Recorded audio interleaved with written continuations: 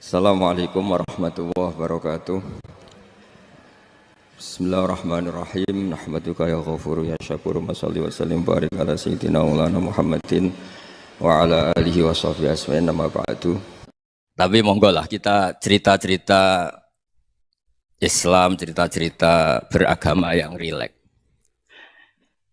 Kita semua tadi seperti yang dikatakan Kadensus pernah disewani Mas Sufyan Sauri, juga beliau pernah ngaji. Sebetulnya dalam banyak hal-hal yang keseharian itu lebih prinsip ketimbang ide kita tentang hal-hal besar. Saya beri contoh, Allah itu Tuhan yang maha kuasa, yang menguasai alam raya ini.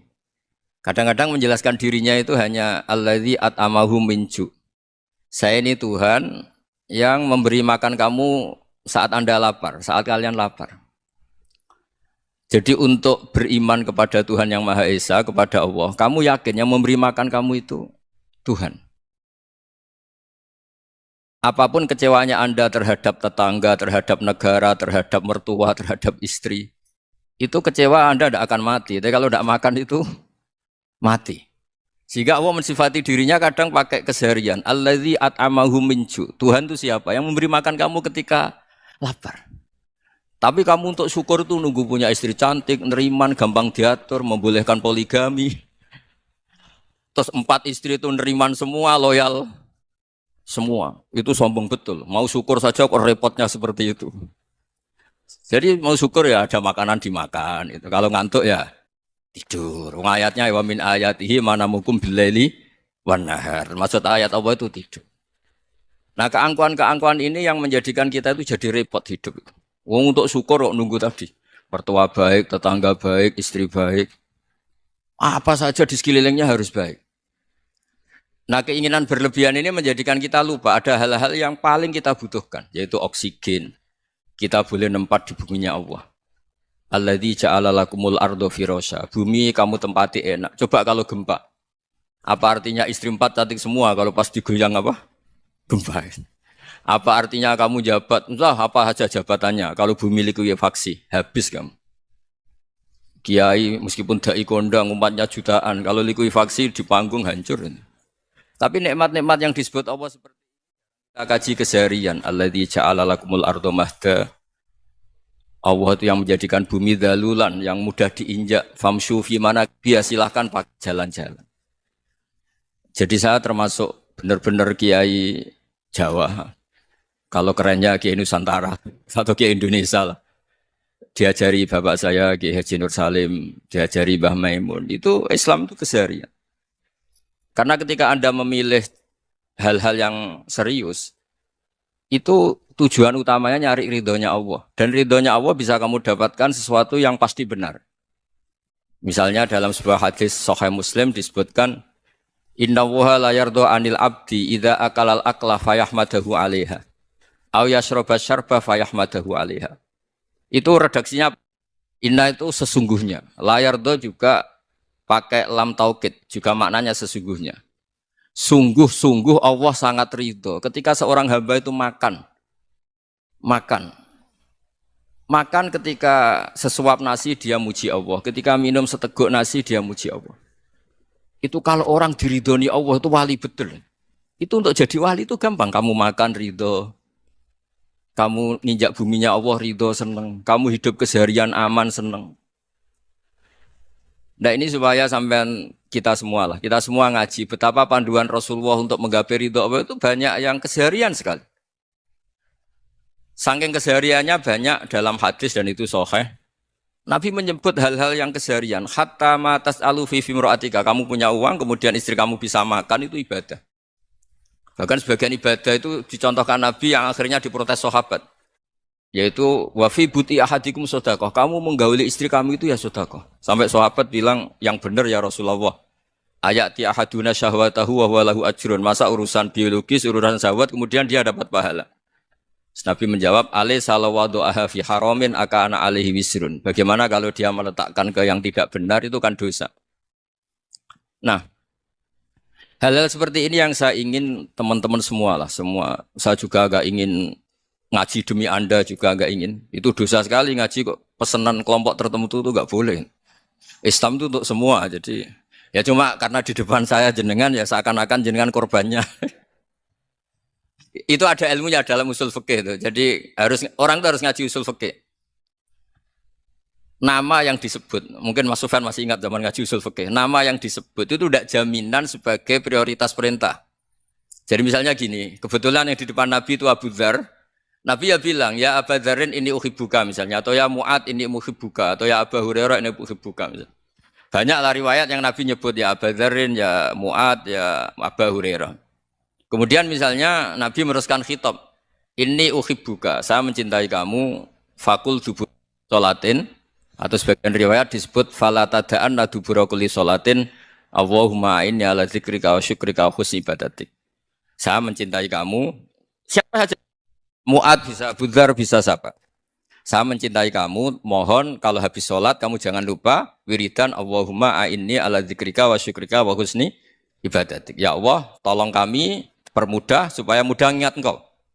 Anda tidak bisa mentang-mentang, wong nama saya Parmin, nama saya Purnomo, itu yang diperintahkan Mu'ad misalnya. Jadi yang disebut satu, tapi khitab itu untuk siapa saja. Saya teruskan ya. Jadi saya mohon semua kita melakukan kebaikan itu kalau dalam kaidah fikih disebut al yakin la yuzalu bisyak. Banyak kebaikan yang kebenarannya itu 100%. Tidak punya efek samping ke pihak lain, ke kelompok lain, ke komunitas lain. Itu tadi misalnya Anda makan dan itu murah sekali, hanya butuh satu piring. Setiap kunyahan kamu muji Allah, setiap minum kamu muji Allah. Itu redaksinya Rasulullah SAW disebut Allah sangat ridho ketika seorang hamba makan, kemudian dia memuji Allah. Atau minum, kemudian dia muji Allah. Logikanya gampang, negara seperti ini yang kamu harapkan bentuknya kayak apa, mertua, ipar, komunitas, tetangga.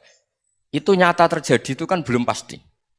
Sementara yang mesti terjadi adalah kamu butuh makan, kalau tidak mati.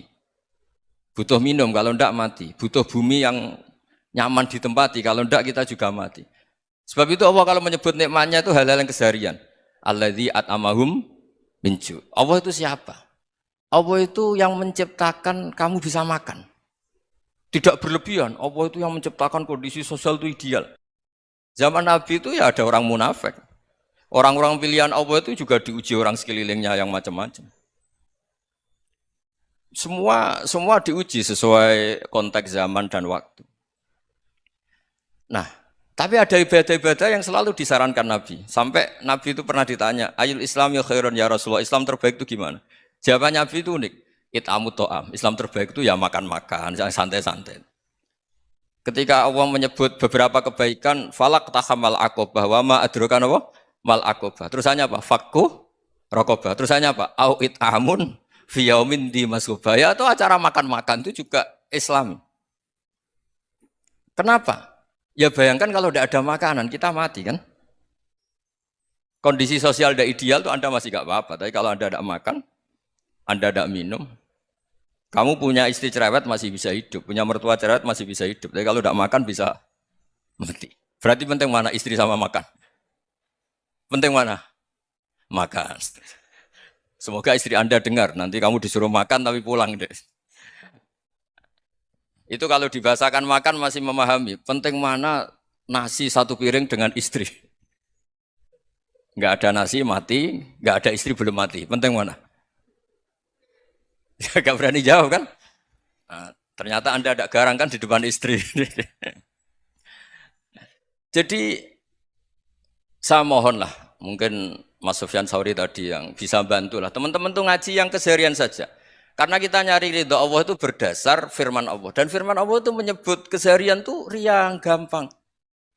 Yaitu tadi misalnya wa min ayatihi manamukum billaili wan nahar. Termasuk ayat-ayat Allah itu kamu tidur. Maka dulu itu ada guyonan, ada tokoh Mu'tazilah, kelompok dalam Islam yang berpikir manusia itu bisa menentukan ikhtiarnya sendiri.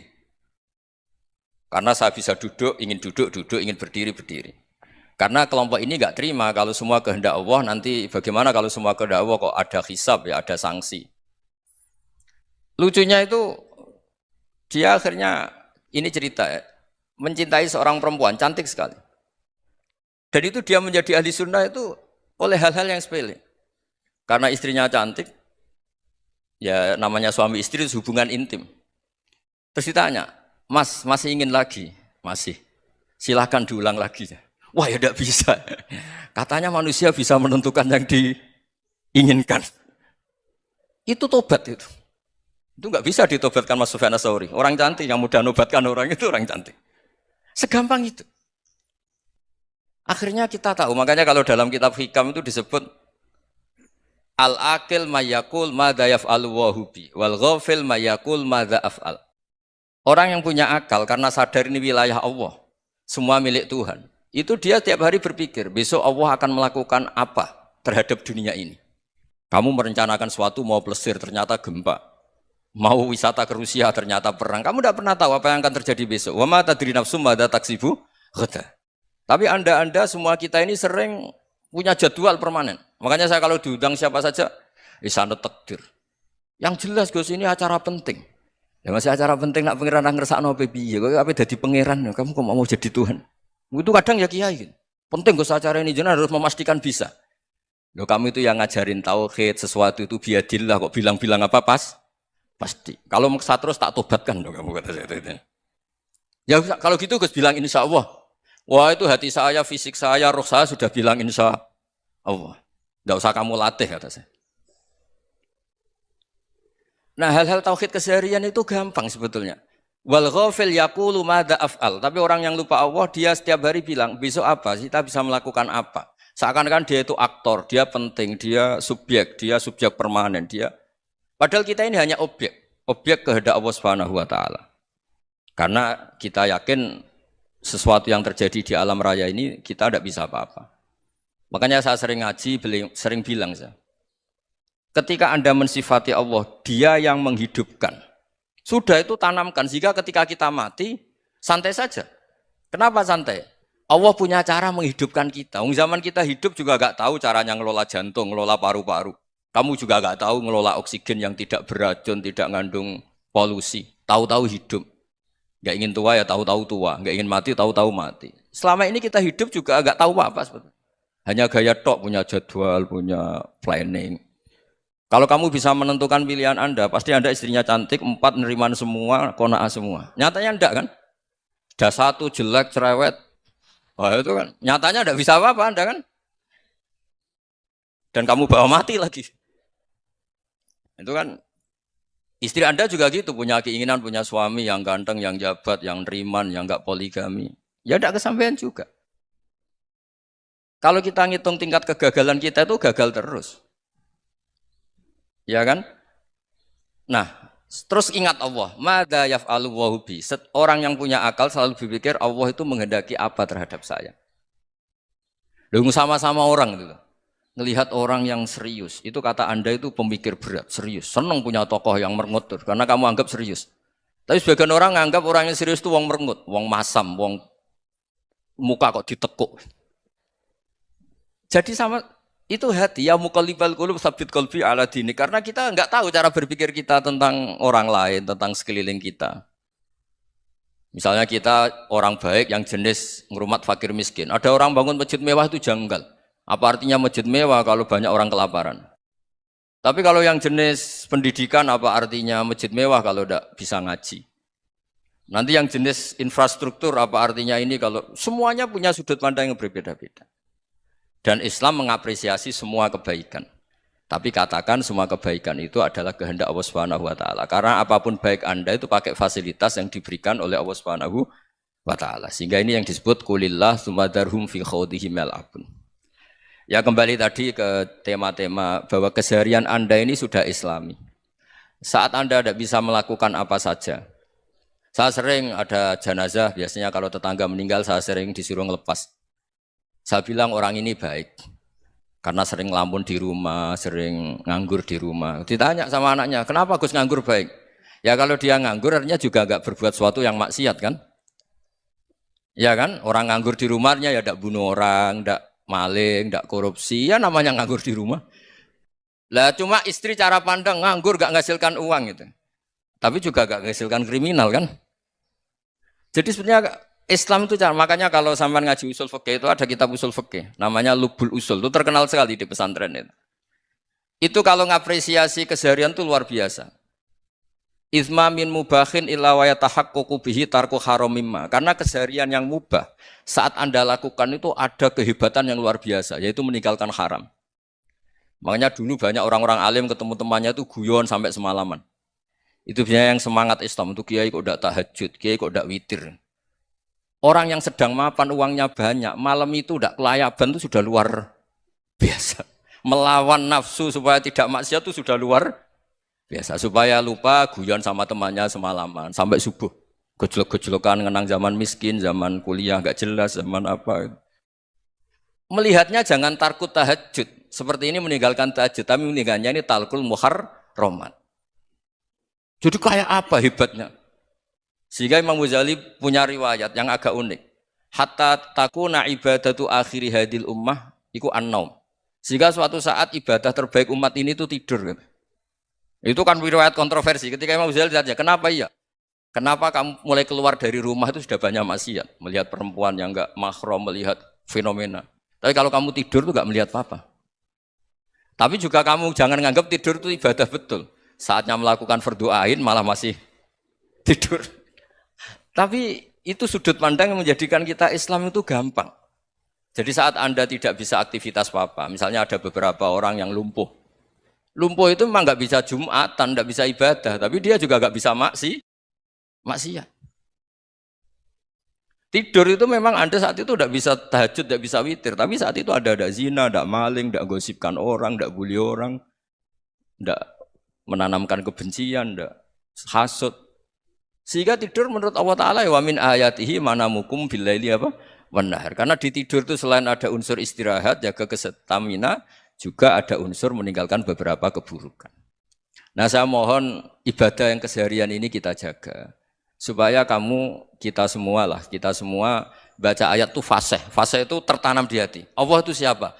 Alladzi at'amahum min ju'i wa amanahum min khauf. Dan Allah kalau cerita di Quran itu anna sababnal ma'a sabba tsumma syaqqaqnal ardha wa syaqqa fa ambatna fiha habba wa inaba wa qadba wa zaituna wa nakhla wa hada'iqa hulba. Kamu tahu saya ini siapa kata Allah?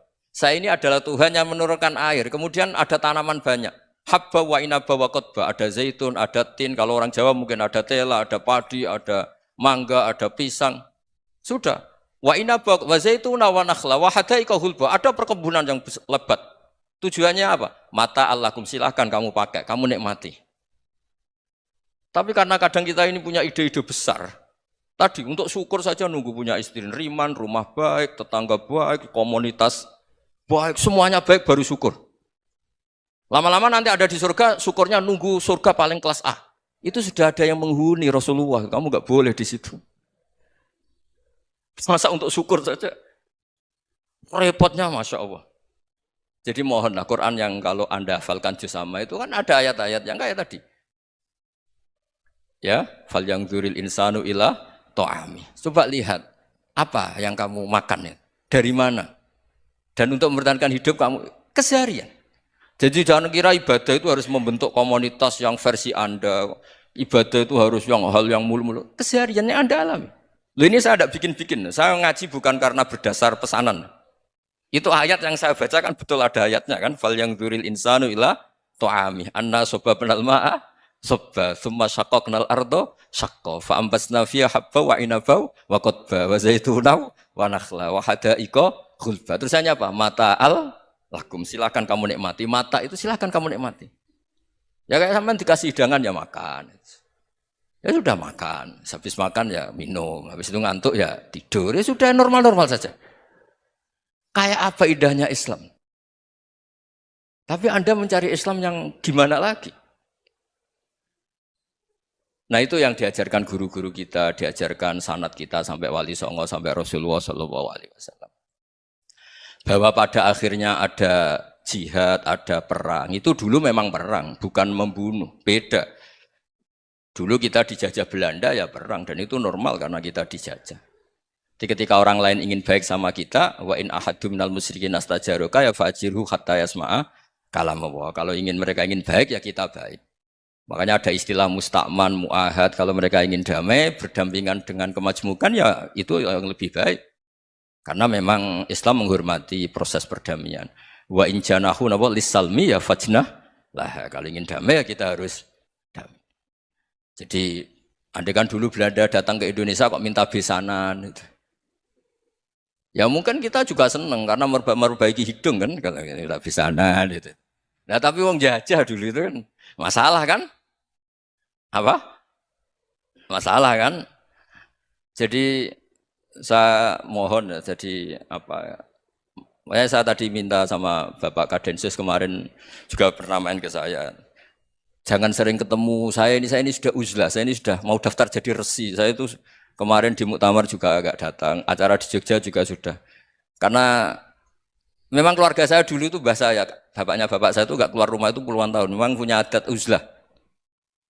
Ya makanya ngaji saya ngaji aja yang gampang-gampang aja, yang enggak orderan, yang enggak pesenan ngaji aja dulu yang gampang. Saya ikhlas, yakin betul saya ikhlas. Ikhlas itu menurut saya itu roh. Orang enggak ikhlas menurut saya itu orang aneh. Ikhlas itu gampang, sudah saya bilang. Kalau kamu yakin ilmu itu milik Allah, ngasihkan juga ikhlas itu milik Allah. Apa sih yang kamu punyai sehingga kamu tidak ikhlas? Uang milik Allah, energi kita milik Allah, bumi milik Allah. Kemudian kamu merasa memiliki. Merasa memiliki itu kalau dalam ilmu tasawuf sudah kesalahan kan. Bagaimana Anda punya? Coba tahu-tahu tanah itu kok milik Anda. Karena saya beli, Gus. Saya beli dari orang, dari Zaid. Padahal yang asli punya itu Allah. Apa benar kamu pernah beli sama Allah? Zaid ini pemilik nisbi, pemilik yang enggak sebenarnya kan. Ya enggak? Yang benar-benar pemilik itu Allah. Kok kamu ngerasa itu bumi kamu itu atas nama apa? Milik kan harus beli atau dikasih. Enggak semua kan?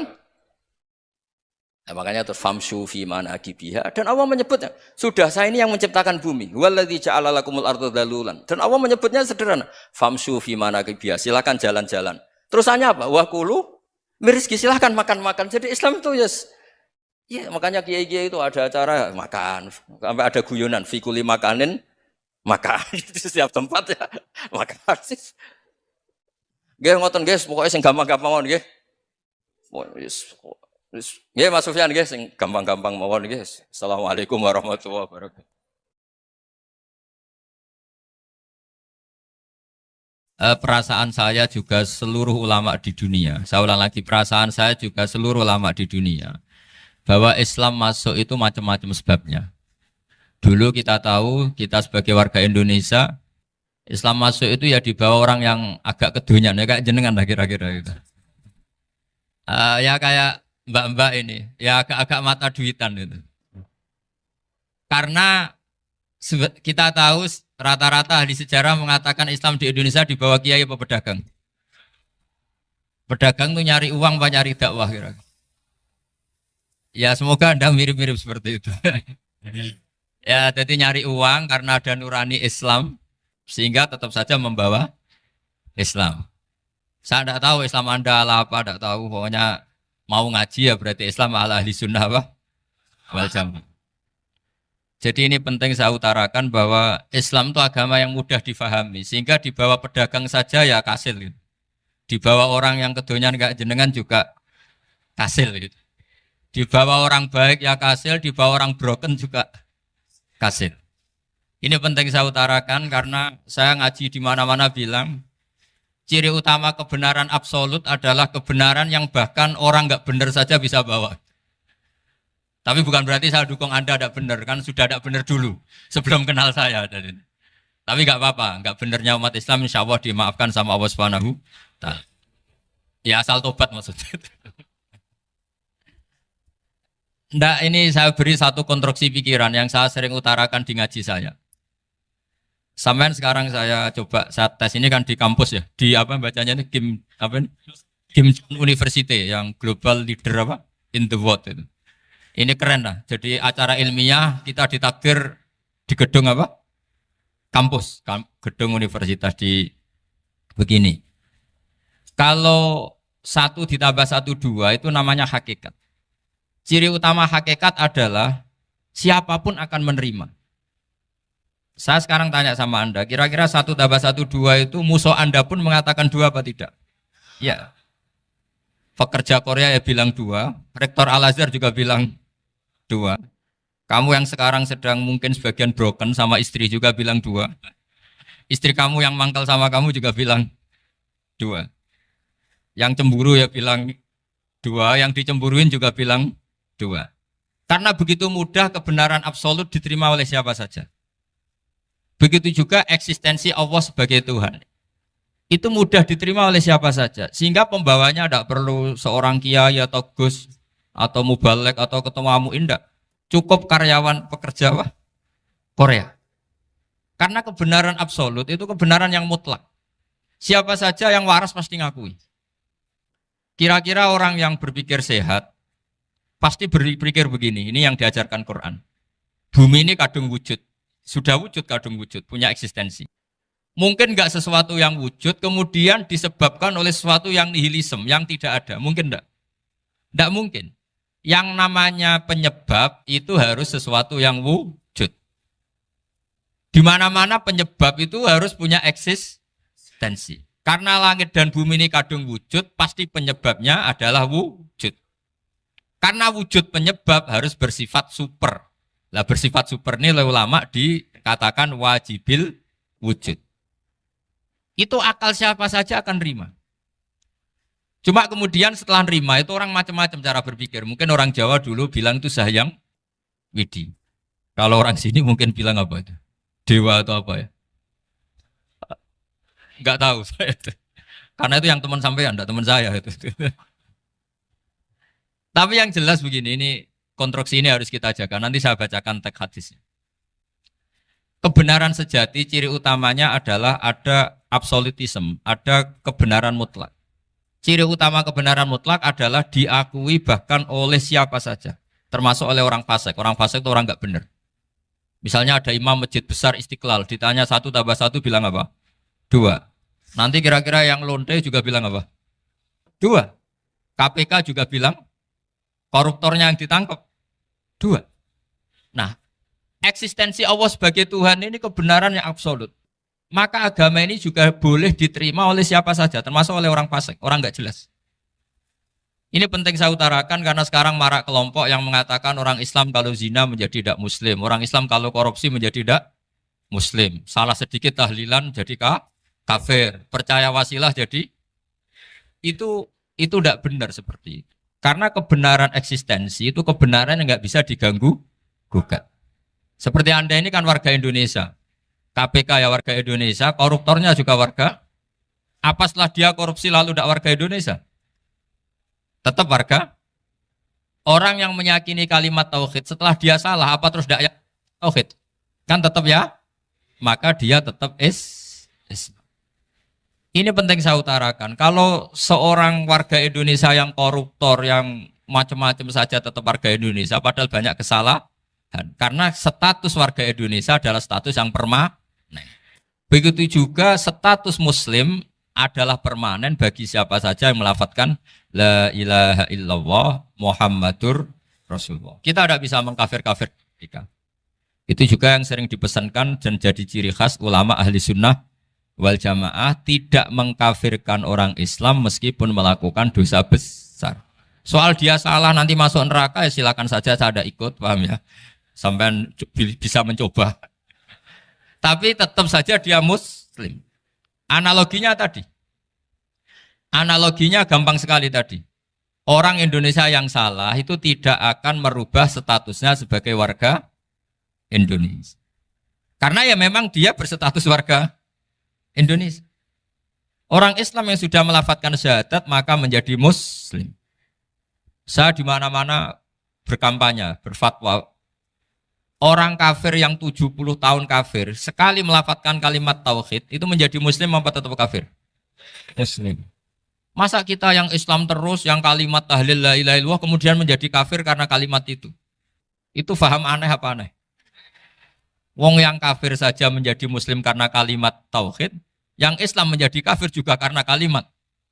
Ini ngajak apa-apaan? Ya ngajak goblok-goblokan, kira-kira kan gitu. Ini penting saya utarakan karena ini penting.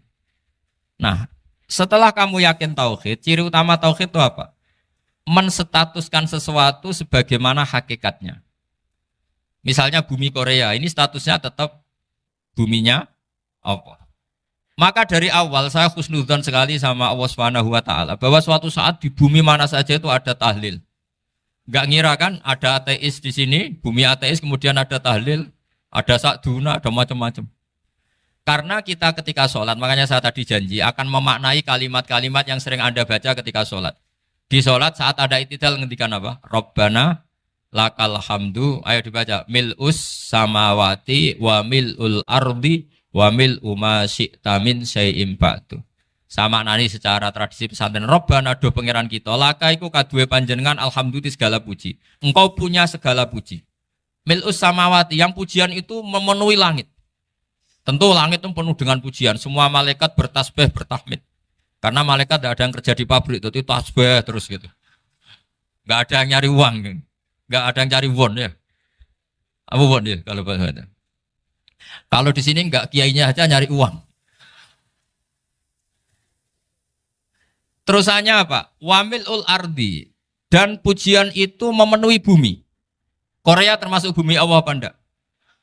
Jadi saya sudah menduga suatu saat Korea itu ya penuh dengan pujian. Dan ini betul. Siapa yang ngira kalau di bumi Korea ada yang hafal lagu Sakduna itu? Itu lagu kesayangan guru kita semua, Kiai Haji Maimun Zubair. Gak ada yang ngira. Siapa yang ngira kalau di sini ada ngaji seperti ini? Di Rusia juga sama. Uni Soviet itu negara ateis. Tapi lama-lama pecah karena glasnost itu dan perestorika itu. Kemudian menjadi pecahan-pecahan negara muslim. Ada Uzbekistan, Tajikistan, Ceknya, semuanya menjadi negara apa? Muslim. Karena dari awal lakal hamdu mil'us samawati wa mil'ul ardi. Dan pujian itu pasti memenuhi langit, juga memenuhi bumi.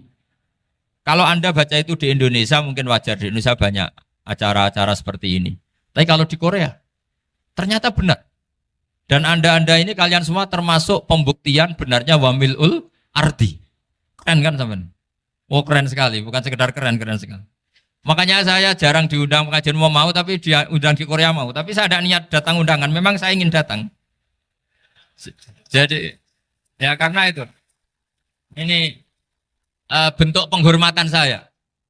Bentuk penghormatan saya bahwa pada akhirnya benar-benar lakal hamdu mil'us samawati wa mil'ul ardi. Jadi Anda tidak perlu pesimis, dulu Indonesia juga seperti itu. Banyak Buddha, Hindu, semacam ateisme. Kemudian berkatnya para ulama sekarang jadi negara yang mayoritas Muslim. Korea, barokahnya orang-orang kedonyan seperti ini banyak Islam itu. Enggak apa-apa. Karena sebagian agama Islam, sebagian sejarah ditulis di bawah pedagang-pedagang Gujarat. Kira-kira orang Gujarat ke Indonesia dulu yang namanya pedagang cari apa? Uang. Tapi namanya orang Islam, hatinya tetap adanya tauhid. Nyari uang ya tetap sambil dakwah. Kalau yang ke Korea langsung kiai mungkin tidak seramai ini Islam. Karena kalau kiai datang langsung dicurigai jadi misionaris. Jadi ribet malah. Tapi kalau sampean nggak ada yang curiga. Namanya pekerja, pekerja saja nyari uang. Dan itu memang fakta. Cuma kadang ya sadar terus ya bagus lah seperti itu. Nggak apa-apa. Maksud saya ini saya memberi support, memberi tasjek bahwa Allah itu luar biasa. Jadi kalau ingin menyebarkan agamanya macam-macam. Kadang kiai tidak bisa mengislamkan orang, itu anak-anak mahasiswa pacaran, itu banyak yang pacarnya itu masuk Islam. Tapi sampean jangan bilang pacaran halal, ya tidak pernah halal. Tapi Allah kalau menghendaki memberi hidayah itu jalannya macam-macam. Ada yang lewat kerja, coba yang bayangkan ada tahlilan di Korea itu semua kiai tidak pernah bayangkan. Tapi setelah banyak pekerja di sini, kemudian mereka insaf atau sedang insaf, tidak tahu ini. Sampai kapan insafnya juga tidak tahu. Tapi yang jelas ini hebat. Ini apa? Hebat. Tahu-tahu ya seperti ini. Makanya iman saja Rabbana lakal hamdu mil'us samawati wa mil'ul ardi. Masih ditambahi wa mil'u ma syi'ta min syai'im ba'du. Karena Allah itu zat yang tidak terperikan, zat yang tidak terbatasi. Maka pujian di langit dan bumi ini masih kurang. Masih ada apa saja yang nanti akan dipenuhi oleh pujian kepada Allah Subhanahu wa ta'ala. Wa mil'u ma syi'ta min syai'im ba'du. Dan pujian kepada Engkau ya Allah akan memenuhi semua ruangan yang Engkau kehendaki. Mungkin suatu saat negara-negara yang sekarang yang paling minim Islam itu di Amerika Selatan. Kayak di Argentina dan sebagainya. Itu nanti suatu saat Nanti suatu saat juga penuh dengan pujian karena tetap Rabbana lakal hamdu mil'us samawati wa mil'ul ardi wa mil'u ma syi'ta min syai'in ba'd. Saya di Jogja setiap akhir ngaji saya ajarin wiridan. Mungkin wiridan ini tidak asing bagi jenengan karena sering saya baca subhanallah wa bihamdihi adada khalqihi wa ridho nafsihi wa zinata arsyihi wa midada kalimat. Bahwa kita memuji Allah itu adada khalqi sesuai jumlah makhluk Allah. Semua makhluk Allah meskipun kelihatannya mengecewakan, ini semuanya memuji sama Allah Subhanahu wa taala. Meskipun kadang kita kecewa, kadang kita tidak cocok. Coba barokahnya Anda ini agak-agak kecewa gitu dengan Indonesia karena nggak menyediakan lapangan kerja untuk Anda. Tapi ya nggak kecewa-kecewa amat ya, agak-agak saja. Karena Anda tetap semua mencintai Indonesia. Gara-gara agak-agak kecewa cari negara lain. Akhirnya di Korea, ada yang di Jerman, ada di Inggris. Tapi bawaan pernah ngaji di musola, Islam ini ke bawah.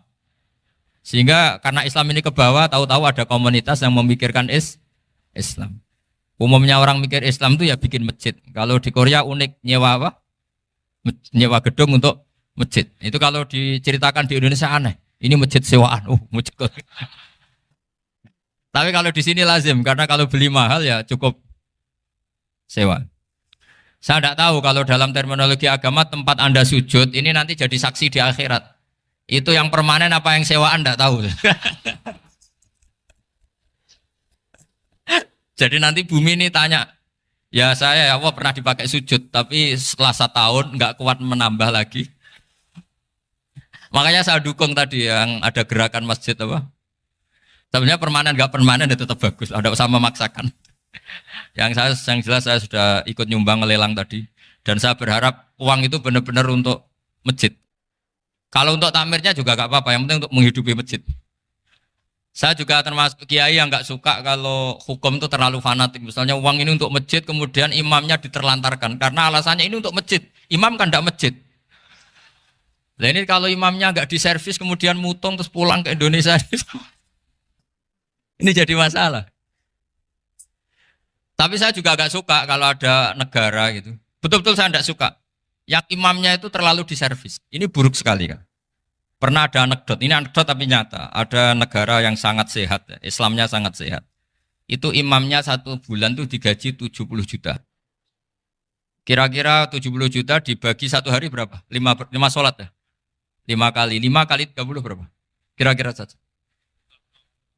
150. Berarti per sholat dapat berapa ya?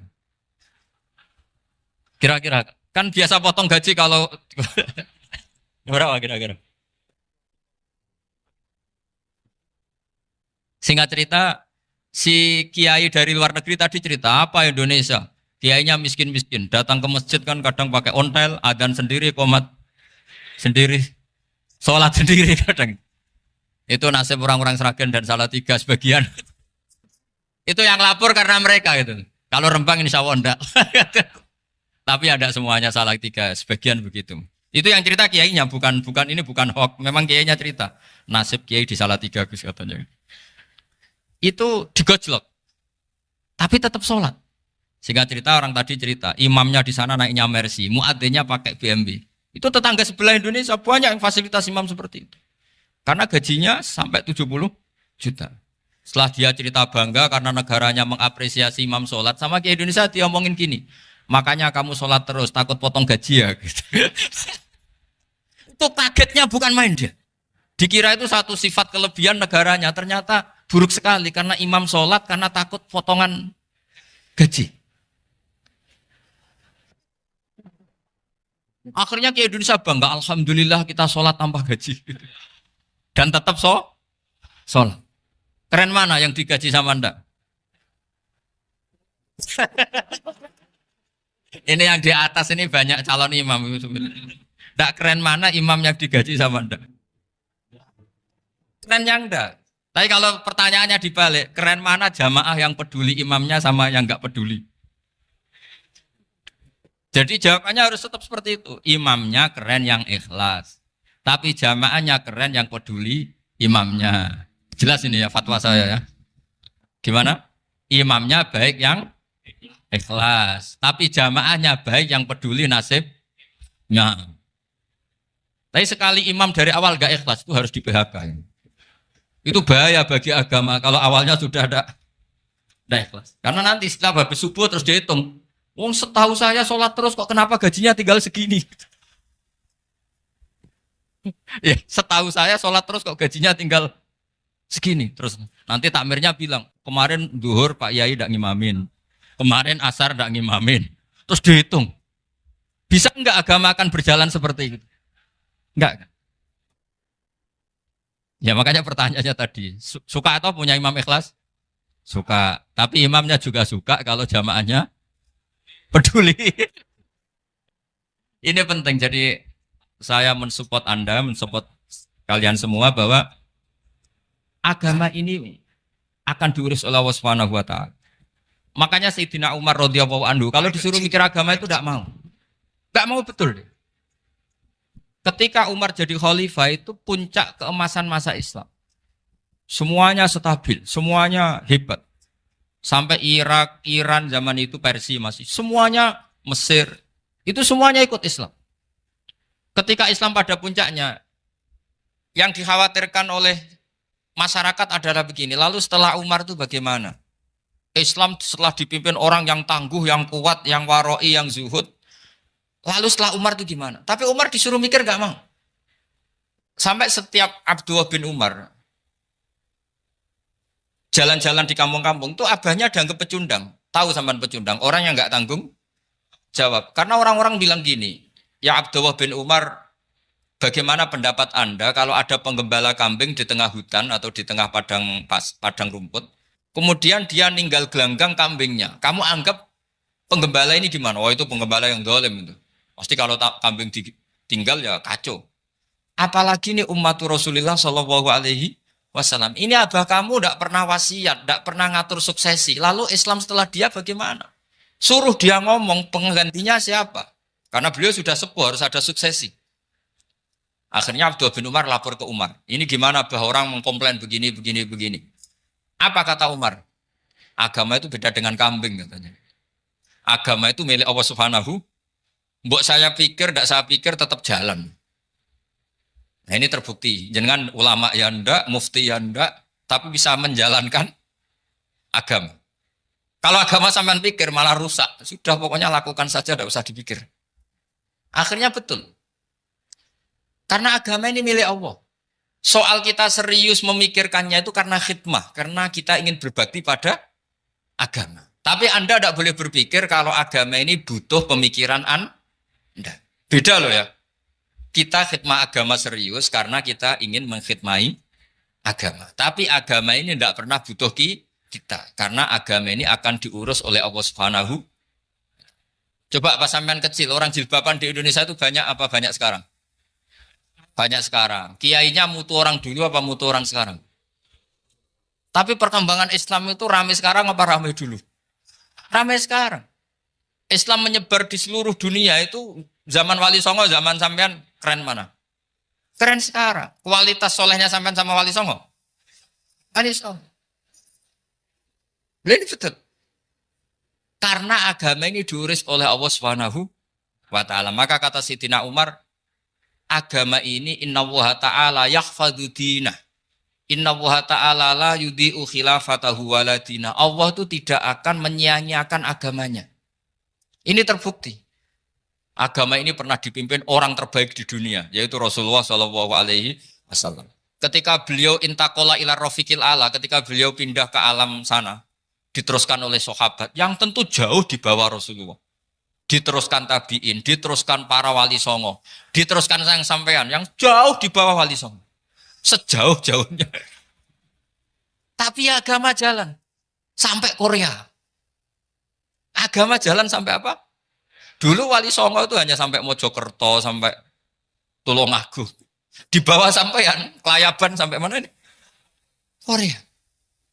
Coba kalau Allah tidak ngurus, nggak bisa. Yang gerakkan hatinya sampean peduli sama masjid siapa? Allah Subhanahu wa taala. Yang menggerakkan hati sampean peduli sama agama siapa? Tapi yang menggerakkan sampean ke Korea apa? Uang kan?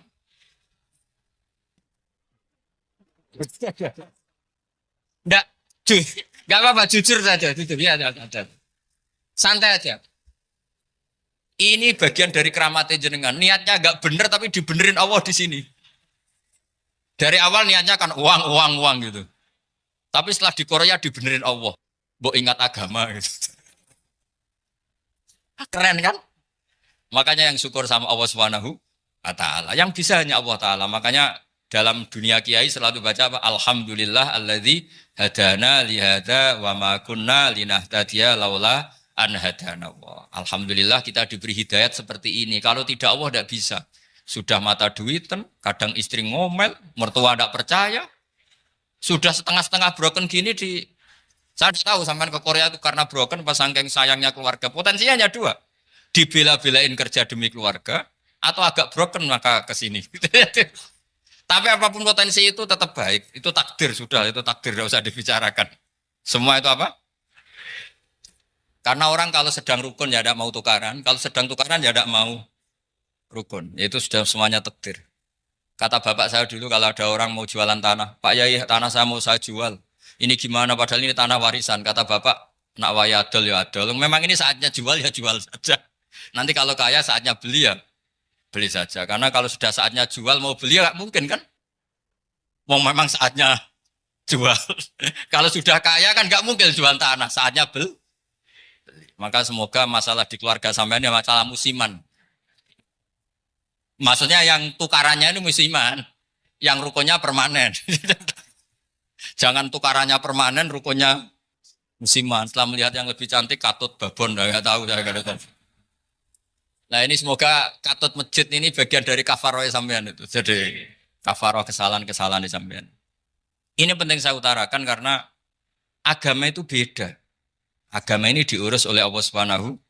Jadi kita mengerahkan pemikiran itu bukan karena kita akan menyelamatkan agama ini, tidak. Agama ini diselamatkan oleh Allah Subhanahu wa taala. Coba kayak apa Uni Soviet kuatnya itu. Mengkooptasi supaya orang semuanya ateis, semuanya komunis. Itu 100 tahun Uni Soviet begitu. Tapi orang-orang Uzbek, Ceknya, Tajikistan tetap ngajari anak-anaknya tauhid. Itu ada yang cerita itu sampai mengajarkan tauhid itu di bawah tanah, di basement. Tapi Allah menghendaki Rusia itu Uni Soviet jatuh. Ketika jatuh, negara-negara ini langsung menjadi negara Islam, yaitu Uzbek, Tajikistan, Ceknya. Mungkin nggak mereka langsung menjadi negara Islam, andai kan saat menjadi Uni Soviet benar-benar menjadi ateis. Nggak mungkin kan? Karena saat dikooptasi Uni Soviet, akidah mereka tetap tauhid. Cuma nggak berani muncul. Artinya apa? Uni Soviet nggak bisa menghabisi Islam. Kurang kerennya Uni Soviet zaman itu. Bisa nggak menghabisi Islam? Nggak bisa. Donald Trump dulu termasuk Islamfobia. Tapi setelah dia anti-Islam, malah orang Amerika demo supaya memperhatikan Islam. Nggak bisa. Makanya Korea pun nggak bisa menghabisi Islam. Kalau sampean menghabisi Islam sendiri bisa. Karena terus nggak mau sholat, nggak mau zakat, itu sampai. Tapi sampean tahu yang Islamnya habis, Islam tetap baik-baik saja. Makanya ini penting saya utarakan, supaya kamu pede. Bahwa agama ini pernah dibawa orang yang pedagang. Ya soal ada sebagian pendakwah yang ikhlas ya banyak, tapi sejarah yang gampang kita lihat adalah Islam itu dibawa oleh apa? Pedagang Gujarat, pedagang India. Nggak apa-apa, sejarah itu meskipun sebagian menentang nggak apa-apa, tapi sejarah itu tetap ada. Pasti sebagiannya memang seperti itu, dan itu tidak masalah. Saya ulang lagi, itu tidak masalah. Coba dulu pemain bola kalau di Inggris itu kalau mau sholat susahnya bukan main. Apalagi kalau mau puasa. Kalau di sini kerja puasa katanya mati lu kalau apa? Puasa. Kalau mau sholat katanya dicari mana ini berhalanya kok. Kata orang-orang ateis kan gitu, dicarikan patungnya. Kali ini sholat kok gak ada patungnya, ini gimana ini. Ya ngalamin gitu. Tapi Allah Maha Kuasa. Banyak investor mana itu Dubai atau Qatar yang tertarik investasi di dunia bola. Kayak Sulaiman Al-Fahim makanya beli Manchester City. Itu sekarang pelatihnya negara orang sholat gak berani. Bahkan di tengah stadion dibangunkan masjid. Kalau sampai daftar jadi muadzin bisa. Apa nyanyi Sakduna di sana juga bisa. Dulu Aljazair bencinya bukan main. Apa Perancis sama orang Islam itu bencinya bukan main. Barokahnya Zidane pemain bola. Dan juara dunia. Terus Zidane turunan Aljazair. Akhirnya orang Perancis itu mencintai Islam. Itu barokahnya sepak bola. Allah punya sekian cara untuk mengenalkan Islam. Di Prancis dikenalkan lewat pemain sepak bola. Nah di Korea ini yang agak unik dikenalkan lewat pecinta wong. Saya jamin ini tidak apa-apa, sudah tidak apa-apa, sudah aman, pokoknya aman. Jamin aman. Pokoknya alhamdulillahilladzi hadana lihada wa ma kunna linahtadiya laula an hadana. Karena agama ini dibawa oleh Allah Subhanahu wa taala, yang menjaga juga Allah Subhanahu wa taala. Sama tidak usah khawatir. Kalau ada kelompok tertentu yang mengkhawatirkan Islam, sekarang Islam bahaya gini-gini, itu kurang roja, itu kurang optimis itu. Harapannya sama Allah tipis, harus ngaji lagi. Agama ini limangka nayarjuwa hawal yaumal akhir. Agama ini bagi yang terus-menerus berpengharapan kepada Allah Subhanahu wa taala. Agama ini limangka nayarjuwa, coba bahasa Arabnya roja yarju rojaan. Maknanya harapan. Jadi agama ini bagi yang selalu berpengharapan, bukan yang pesimis, bukan yang hati kecil, apalagi yang tukang putus asa. Coba agama ini begitu luar biasa dibawa orang yang macam-macam. Tadi di Perancis dibawa oleh pemain apa? Bola. Ada masjid di Inggris itu ya dibawa mahasiswa-mahasiswa itu yang dulu sebagian yang nggak pernah ngaji, setelah di Inggris bikin komunitas pengajian. Di Korea dibawa di pecinta apa? Tapi lama-lama cinta Tuhan. Karena ya memang sebenarnya sudah cinta Tuhan. Cuma ya cara cinta ini nunggu punya uang Ya sudah, alhamdulillah seperti ini sudah luar biasa sudah. Insya Allah diterima oleh Allah Subhanahu wa taala. Saya selalu berharap semoga ini tetap satu bukti bahwa Allah itu harus kita sembah di mana-mana. Karena tadi Allah akan selalu Rabbana lakal hamdu mil'us samawati wa mil'ul ardi wa mil'u ma syi'ta min syai'in ba'du. Bahwa pujian kepada Allah akan selalu memenuhi langit dan memenuhi bumi. Bumi Korea termasuk buminya Allah. Makanya pegangan yang saya minta sama pengurus untuk di-share adalah Dawai Rasulullah Shallallahu Alaihi Wasallam. Mungkin nanti panitia harus mengeser itu. Ini Musnad Ahmad, riwayat dari Imam Ahmad. Al-Bilad bila dua. Sudah punya? Nanti di-share ya yang gitu. Al-Biladu bila dua. Bahwa negara hakikatnya adalah negara Allah. Wal ibad ibadullah. Semua hamba hakikatnya adalah hamba. Di hadis itu fahaitsuma asabta khairan fa'akim. Kapan saja kamu menemukan kebaikan di tempat Anda berdomisili, fa'akim, kamu enggak apa-apa di sini. Kamu di sini dapat uang, dapat masjid, dapat sewa masjid. Enggak tahu sewa apa permanen, pokoknya itu bagus gitu.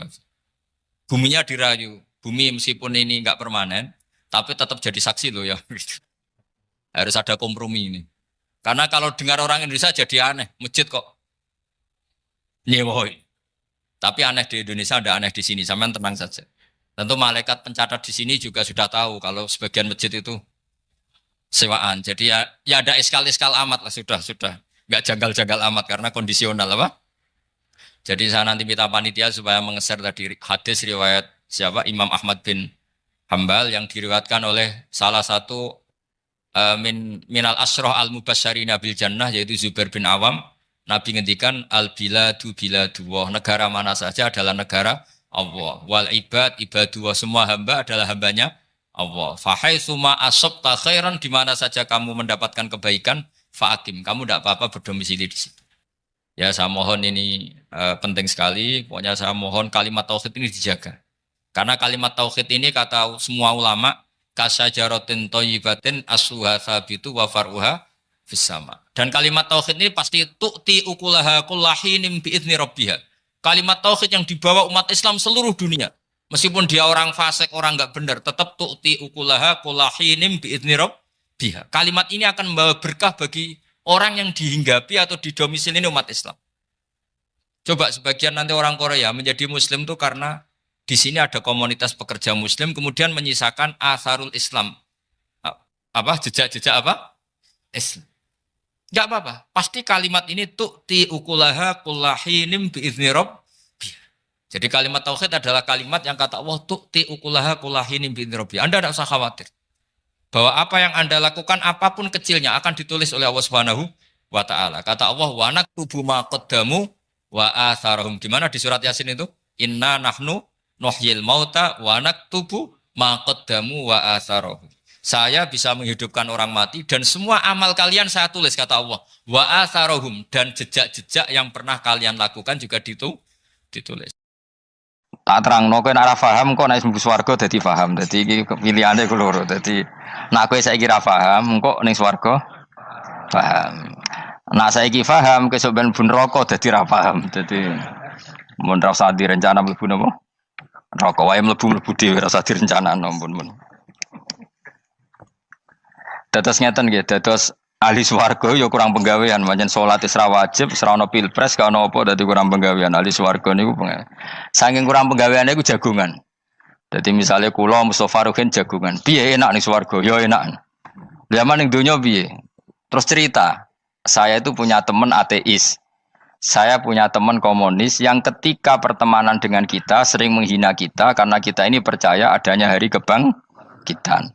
Teman saya itu sering melecehkan idza mitna wa kunna turaba wa idzaman aina lamadinun. Masa kita sudah jadi debu, jadi tulang belulang, kemudian kita akan dibalas amal-amal kita. Jadi singkat cerita, ini nunjukno nak wong soleh oleh kancanan wong dolim. Ya ini catatan ya, bahwa orang soleh itu zaman ning dunya oleh kancanan wong napa? Dolim. Buktinya yang soleh ini masuk surga. Kemudian kenangannya punya teman ateis. Zaman di dunia punya teman apa? Ateis. Entah temannya itu teman kerja atau teman kantor. Tentu tidak teman dalam akidah. Mungkin akidahnya tetap kita Islam, mereka ateis. Tapi teman, entah faktor kantor, entah faktor profesi, entah faktor kerabat. Tapi yang jelas si orang penduduk surga ini punya kenangan, kami dulu punya teman ateis. Ini kanali korin. Yang teman saya yang anti Tuhan itu mengatakan, melecehkan saya, aidza mitna wa kunna turaba wa idzaman aina lamadinun. Masa kita sudah jadi debu, jadi balung, tulang belulang, kemudian kita dihisab. Atau kita nanti ada hari balasan. Nah terus ketika jagungan ini, tadi saya bilang ahli swarga kurang penggawean. Lah piye delok piye? Jare kanca-kancane, "Moh aku ora melok di kanca." Jadi fayakuluna lah. Jadi ketika Ruhin muni ape delok jare Mustofa, jare Kifat, "Moh aku gak kancaku, delok dhewe." Jare. Lah si Ruhin kan wong kurang penggawean, mulai ning donya sampe ning swarga. Terus delok. Terus fattala'a fara'ahu fi sawail jahim. Bareng dekne delok roh kancane kejet-kejet ning neraka. Seneng dekne. Jadi wong nak hasud tu nanti ning swarga aja hasud. Seneng terus muni ngene, tawahi ing kita laturdin. Dulu kamu hampir saja menyesatkan saya. Artinya zaman dia ateis sempat ngerayu supaya Ruhin dadi napa? Ateis. Gue Islam ya tetep kere, melok ateis ae. Wes kere, zina rawani, maling rawani gak enak. Soalnya sering dirayu-rayu gitu. Makanya bilang apa? Tawahi ing kita laturdin, kamu zaman di dunia hampir saja menyesatkan saya. Walau la ni'matu rabbi lakuntu minal muhdharin. Kalau saja saya tidak diberi nikmat Allah, aku kelakuanku ya koyo kowe, akhirnya masuk neraka koyo kowe. Nah, terus ada soalu talazudin. Dia tanya tapi saking senenge. Afama nahnu banyitin. Coba lihat saya sekarang. Apa saya sekarang mati? Tidak kan, saya tidak mati kan. Cuma mati pertama saja, mati zaman di dunia. Sekarang saya hidup lagi. Artinya kamu yang dulu memungkiri ada kehidupan, dulu aku saiki tidak mati. Ternyata saya sekarang hidup dan dapat nikmat kowe ning neraka. Dadi ku nunjukno sunah manusa iku ora puas nak ora ngalahno musuhe. Nganti ning swarga iku ora lega nah. Dadi manusa iku hasudnya itu terlembagakan sampai akhirat. Jadi wong-wong sing tahu dimaki-maki kubu sebelah, iku nak kubu sebelah mlebu neraka, iku kowe ning swarga gak marem nak gak delok. Dadi hasud iku ya seru no. Dadi nak kula pun mboten, makome mboten wonten, kula mboten. Niku makome Ruhin barang dadi lori lho kan dinyak melarat, gendut, kriting mangkel. Kudu menangi sing ngenyak mlebu neraka. Aja sampe sing ngenyak kita mlebu swarga kene mlebu neraka. Wah. Gak puas ya, no? Makanya gambarannya Quran itu manusia tetap manusia. Ketika orang kafir dengan segala kenikmatannya, misalnya mungkin Amerika, mungkin negara-negara yang sekarang kumo luhur dengan teori kapitalisnya, mungkin ngenyak Ethiopia, ngenyak Syria, ngenyak. Tapi apapun salahnya Syria, Ethiopia tetap iman, tetap swasta masuk surga. Meskipun ngurmat negara tidak pedes. Tapi yang ngurmat negara benar, tapi ngurmat iman tidak benar, bisa saja nanti masuk neraka. Itu makanya kita problem di dunia kan gitu. Makanya saya mohon, nah, umat Islam itu tidak perlu menjawab kritikan itu. Dari awal kita nanti enaknya itu di surga. Kali di dunia kita pasti salah. Ngelola negara raiso. Banyak negara Islam sing carut, napa? Marut. Ngurus bojo raiso. Banyak santri sing pegatan. ngurus anak yo ora iso, anak yo debu weling kok bapak. Kita ini kan ngurus yayasan yo ora iso. Kan semua yang berbau Islam mesti carut marut. Karena ya apa ya, dari awal kita ini mah enggak serius ngurus dunia. Kok serius piye nyimpen duit wedi dosa ana hisab. Ape riba rentenir wedi dosa. Mau ape ngatur dunia nemen-nemen wedi dosa. Allahu al-mudabbir sing ngatur kok melo ngatur barang. Wah, akhirnya karena wedi dosa terus goblok. Sebagian goblok klasik, sebagian keterusan. Nah, sing repot sing keterusan sampai asli lah iku terus kombinasi napa? Jadi wong Islam iku ora kober serius mengurus dunia. Kadang punya pemimpin fasik lah ben ngono pek-pekan dunia. Jadi ribet wong Islam. Akhirnya kita ini dihina wa idza marru bihim yatakhamazun wa idza qalabu ila ahlihim qalabu fakihin wa idza ra'ahum qalu innaha ula inapa ladallun. Orang-orang kafir itu kalau melewati orang Islam pasti ngenyek. Urip nyatane ngono, ngelola negara enggak bisa, ngelola keluarga enggak bisa. Nah, nanti kalau kita di surga itu kata Allah fal yaumal ladzina amanu minal kufari yadhakun. Nanti di surga orang-orang iman gantian menertawakan orang-orang kafir. Jadi itu menunjukkan bahwa kita tidak pernah puas sebelum dendam menertawakan. Jadi wis ning swarga iku cita-citane mukmin tetep fal yaumal ladzina amanu minal kufari yadhakun. Jadi kowe sok ben ning swarga iku ya Allah kasih saya fasilitas bisa melihat penduduk neraka. Terus dene ning teras-teras swarga dipertontonkan orang kafir alal araiki yang turun. Hal suwibal kufaru makanu ya fa'alun. Delok saiki kowe mbek aku mulya ndi. Jadi dendam itu penting. Tapi sebenarnya ini swarga ning donya wis kalah wis nurut ae no. Dadi menteri yo nurut wis pokoke nurut ae wis barang donya pek-pekan wis. Cuma ora bener ya dielingno iku ya bahaya nek ora bener. Tapi ora usah kerusuhan biasa wae. Gremeng ae gremeng pokoke ben gak dadi udun no. Katanya memang gitu, orang emosi nak diempet itu dadi udun, dadi wis satok gremeng. Tapi yang jelas Allah punya sunnah bahwa manusia itu tidak bisa puas sebelum melihat musuhnya kalah. Sehingga ahlul jannah yang notabene sudah penuh kenikmatan itu tetap dia enggak lego. Enggak lego kalau enggak tahu nasib orang yang dulu menghina dia. Makanya ini peringatan bagi kita bahwa kita berteman orang tidak soleh di dunia itu boleh. Buktinya tadi ahli surga ketika jagungan cerita saya punya teman ateis yang selalu mencibir saya, katanya nanti nggak ada hari kebangkitan. Lalu teman ateis saya sekarang di mana? Sekajak kancana, dulu ya teman-temannya bilang fayakuluna laga. Tapi si teman ini tetap ingin melihat. Setelah dilihat ternyata itu di neraka. Terus melakukan dialek tadi. Apa yang kamu katakan salah. Kamu mengatakan setelah mati akhir urusan salah. Ternyata saya sekarang tidak mati. Afama anahnu bimai itin illa mutatanabuna. Jadi saya mohon sekali teman-teman yang hafal Quran itu harus hafal sampai seperti saya ini sehingga tahu duduk perkara ini Quran itu kayak apa. Maca Quran tok ibadah wis suwe nang maca Quran ibadah. Tapi ndak paham wong khawarit sing tukang mateni wong yo hafal Quran. Iku gara-gara ra paham iku akhire kewaco. Nah kandhani ku angel. Sing kandhani kudu aku. Nah sing kandhani Mustafa padu merapal kan. Sing ngandani kudu aku. Mbok yo wong ku mikir to. Apa gunane misalnya ki apal Pancasila. Tapi ra iso nglakoni napa? Pancasila. Ngapal tok keadilan sosial bagi seluruh pejabat. Antok ngomong ngono jelas timbang muni bagi seluruh rakyat Indonesia aja boleh. Quran juga gitu. Kita ini manusia punya watak dendam. Tapi dendam ini dikelola oleh Islam. Dendamnya mending swarga wae. Ning donya ben, ning donya mung sediluk. Tenan betul. Orang-orang mukmin itu sampai belum lega kalau belum ketemu orang yang pernah mencibir. Yaitu tadi qala qailu minhum inni kanali qarin. Saya punya teman yang ketika di dunia selalu mencibir saya, inna kalaminal musaddiqina idza mitta wa kunna turaba wa idzaman aina lamadun. Teman saya itu selalu mencibir, masa kamu percaya hari kebangkitan? Kita nanti kan sudah jadi tanah, jadi tulang belulang, masa bangun lagi? Yang benar saja kamu. Nah, orang-orang yang mencibir ini kan sakit. Orang dicibir itu kan, nah sakitnya itu terbawa sampai surga. Tapi nak kowe mlebu neraka ora kok berdendam melane. Dadi dendam iku anane ning swarga, nek ning neraka ora kok berdendam. Dianjuti malaikat oleh dendam piye. Tapi bareng ning swarga happy-happy iku piye? Kancamu dhisik sapa wae. Ora kanca partai maksudnya kanca iki. Ya dadi sok nang swarga musa-musamu delok. Jebule swargane sak dhuwurmu. Lan jogeman musa ya aku demen isin besok ben.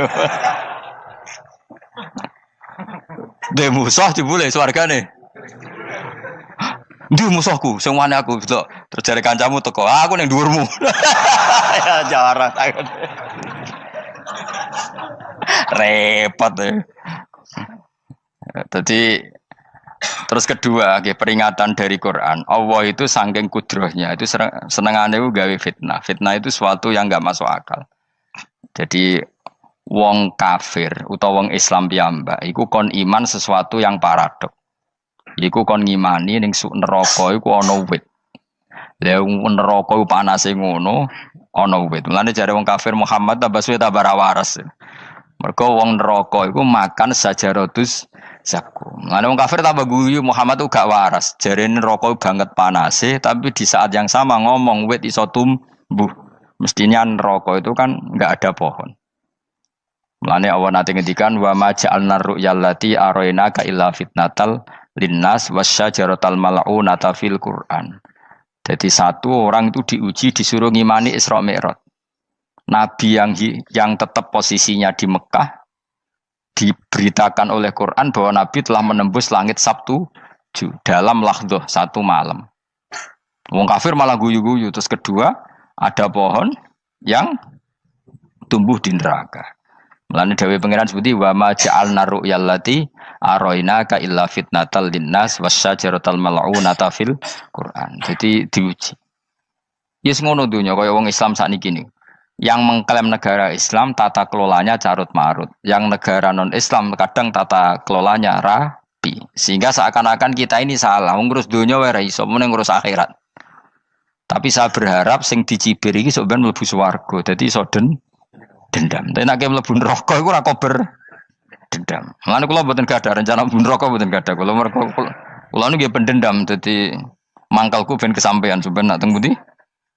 Swarga. Kita harus ngalami fal yawmal ladzina amanu minal kufari yadhakun alal araiki yang jangan sampai kita ngalami kita sendiri disiksa. Kowe ngilu awakmu dhewe, milih dendam apa milih mlebu neraka? Milih dendam ya. Syaratnya mlebu apa? Swarga. Ya. Jadi pangeran itu memang sering damel sesuatu itu paradok. Tapi memang Allah sengaja. Mulane kula bolak-balik matur, ulama itu banyak, yang jaga akhlak ya banyak, yang jaga ilmu yang banyak. Kadang yang jaga ilmu itu yang akhirnya nyuwun sewu cangkem elek dan itu penting. Saya di mana-mana bilang, sesuatu itu kadang nggak bisa dijelaskan secara baik-baik. Syaratnya kudu cangkem elek. Cuma karena itu nggak mungkin kita nisbatkan pada Nabi, ben aku wae sing tanggung jawab. Kalau nak dinisbatkan Nabi kan elek, maksud Nabi kok gerakan cangkem elek. Ben aku wae. Nak pancen salah, aku sing tanggung jawab. Teke nyalahno aku neraka, yakin neraka. Siji yo ora level, napa siji ora level. Dhisik sahabat itu akhirnya yo nyuwun sewu cara ora sahabat yo cangkem elek. Mergo mangkel. Ada orang munafik saking ora ngajari ngene. Kenapa saya bikin gerakan cangkem elek? Kok janut lho. Kowe asli elek maksudnya cangkemmu wis elek ora kok. Kok nang darane aku harus gefe asli cangkemmu wis elek. Wis ngono perkara dunya ora perkara hak. Nah kan perkara hak, cek keren. Wong munafik ku saking mangkelnone ning Kanjeng Nabi, saking kepengin Nabi itu ketok goblok, ketok salah. Iku kadang takok nggowo untane unta. Takok, "Mat, untaku iki sing ngawini untane sapa? Kok anake kok ora kembar?" Terus ana sahabatmu sing cangkem elek koyo Ruhin. Tak pajangi aku. Kowe apa-apa? Dadi oleh muni ku nazautu alaiha, nazautu cara aku sing nyelingkuhi. Terus kowe apa? Mergo gak trimo nabine dikei pertanyaan sing gak masuk akal. Paham? Begitu juga ketika mereka nyembah berhala Lata Uzza, iku sing cangkem elek ya sahabat. Mergo Nabi ra pantes. Cangkem elek bicara, aku gek bengi pas ape nyembah berhalaku. Jebule pas duyoi luwak. Aku mikir, mosok pangeran duwe luwak menengah iki apa-apaan? Dikencingi apa? Luwak. Ada lagi orang Bedui, orang munafik tanya, Muhammad, idda'aita annaka utiyal wahya. Kamu tuh mengklaim kamu dapat wahyu. Sekarang unta saya hilang. Lalu posisi unta saya di mana? Kamu idda'aital ghaib. Kamu mengklaim tahu barang ghaib. Sekarang unta saya di mana? Sahabat akhirnya kecangkemel, tak colong apa-apa pokoknya. Gamane. Pokoke butuhe mangkel lo, padha mangkel lo nih. Mergo gak trimo nabine nggo pertanyaan-pertanyaan yang tidak mendidik, yang menyudutkan. Yang paling parah mau nazautu alaiha. Ya aku sing nyelunggi wae apa-apa. Nah sama misalnya orang kafir bilang orang Swiss lebih bahagia timbang orang orang Ethiopia. Orang Eropa lebih bahagia ketimbang orang Syria.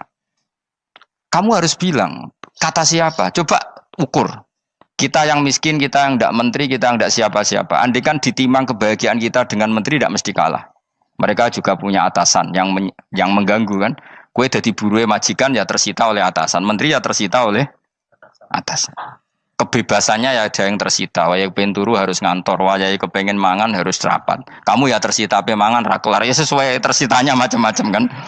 Semua itu kita sama kok. Ada yang sesuatu yang kita tidak kesam, mereka juga sama ada sesuatu yang tidak. Ya. Sebenarnya pola hidup itu kan sama. Dan itu kadang-kadang yang jadi aman, kadang-kadang mau cangkem elek sing iso jawabnya. Tapi saya ulang lagi itu nggak mungkin kamu nisbatkan kepada Rasulullah karena Rasulullah itu ahsanan nasi khalqom. Tapi ulama ben tetep ngene iki. Sing kaliber lho ya. Sing kira-kira cangkem elek tetep keramat kok kula lah minimal koyo kula. Kulo nu cangkem elek tetep keramat. Kowe sopan tetep keramat, ora ana ilmune kok. Entekno sopan ora ana pengaruh ya. Entekno sopan tetep keramat aku, yakin keramat aku. Baik sopan lah ya. Ora ana ilmune apa-apa. Sopan yo keliru, cangkem elek yo keliru, urip yo keliru, mati yo keliru, pokoke kadung keliru. Ana ulama diomongi, Pak Yai, kalau neraka itu kalau setan dari api, kemudian setan disiksa api kan sejenis, susahnya apa? Kiai ini mangkel terus ngambil segenggam tanah di sawur ora ini. Loro yai, jari kayak kok tanah, kan tanah kok loro. Enggak bisa seperti ini diberi penjelasan baik-baik kan. Setan itu kok geni Pak Yai, jari disiksa di neraka kan enggak apa-apa, sama-sama api. Kiai ini ngambil tanah sawur ora ini. Barang mau sakit Kiai, jari kok tanah, kan tanah kok sakit. Hanya jangan katakan kalau setan dari api kena api enggak sakit. Coba kamu kasih penjelasan baik-baik. Ngapunten nggih, umpami jenengan nggih. Ngapunten lho niki. Ngapunten lho nggih, umpami jenengan nggih. Ngapunten lho nggih. Kesuwen. Umpami jenengan kena tanah sepundi iki mboten napa-napa, kena tanah kula biasa. Kan kesuwen. Tidak mbok sawuri raine. Terus keliliben. Padahal materi manusia dari tanah, ternyata kena tanah. Sakit. Makanya dendam itu penting, tapi tadi loh ya, bukan dalam konteks dunia ning swarga. Allah iku wis gawe manusa iku duwe dengan tanda kutip dendam tadi. Dekne tetap gak terima. Orang yang dulu menghina saya iman, kemudian orang itu di surga gak terima, makanya diberi hak untuk melihat bahwa temannya masuk neraka. Melane fattala'a fara'ahu fi sawail jahim. Kemudian temannya dilihat, kemudian temannya di neraka. Dan belum berhenti dendamnya di sini. Dia ini ngomel-ngomel, tawahi ingkit talaturdin. Kamu kan yang hampir saja menyesatkan saya. Jadi wong swarga nek ora ngomel ya ora lega. Ayo milih swarga apa milih dendam? Dendam. Jadi mulane ngaji ben kero, dadi ben lega apa? Dadi kowe kudu dendam kan. Kowe wong suga-suga kudu dendam. Jute gak dhisik suga, saiki suga aku jebule sing mbok dendami swargane sak dhuwur. Pancet wong suga menangan. Jadi kudu jelas ya. Jadi kenapa saya bilang cangkemel karena tadi dulu sahabat itu kadang kesulitan nanggepi komentare wong-wong munafik. Karena tadi itu Nabi itu, sama nak roh ceritanya Nabi dari sisi yang baik-baik saja. Maksudnya baik-baik itu sahabat merawakan Nabi. Wong munafik nak takok aneh-aneh. Ya Muhammad, onta aku iku rondo ireng. Kok anake rondo ngene iku sing majang ki sapa? Jare sahabat, aku apa? Wong urusan onta kok ditakokno ora. Dadi niate ngelecehno nabi, nabi takoki urusan. Lah kula misale kiai, alim alamah tukang maca jalan takoki, Gus dari rukin kula gak ada kucing, Gus. Niku rupane kok beda-beda nu sing majangi kucing putih, Gus. Aku kan ngenyek wong lho.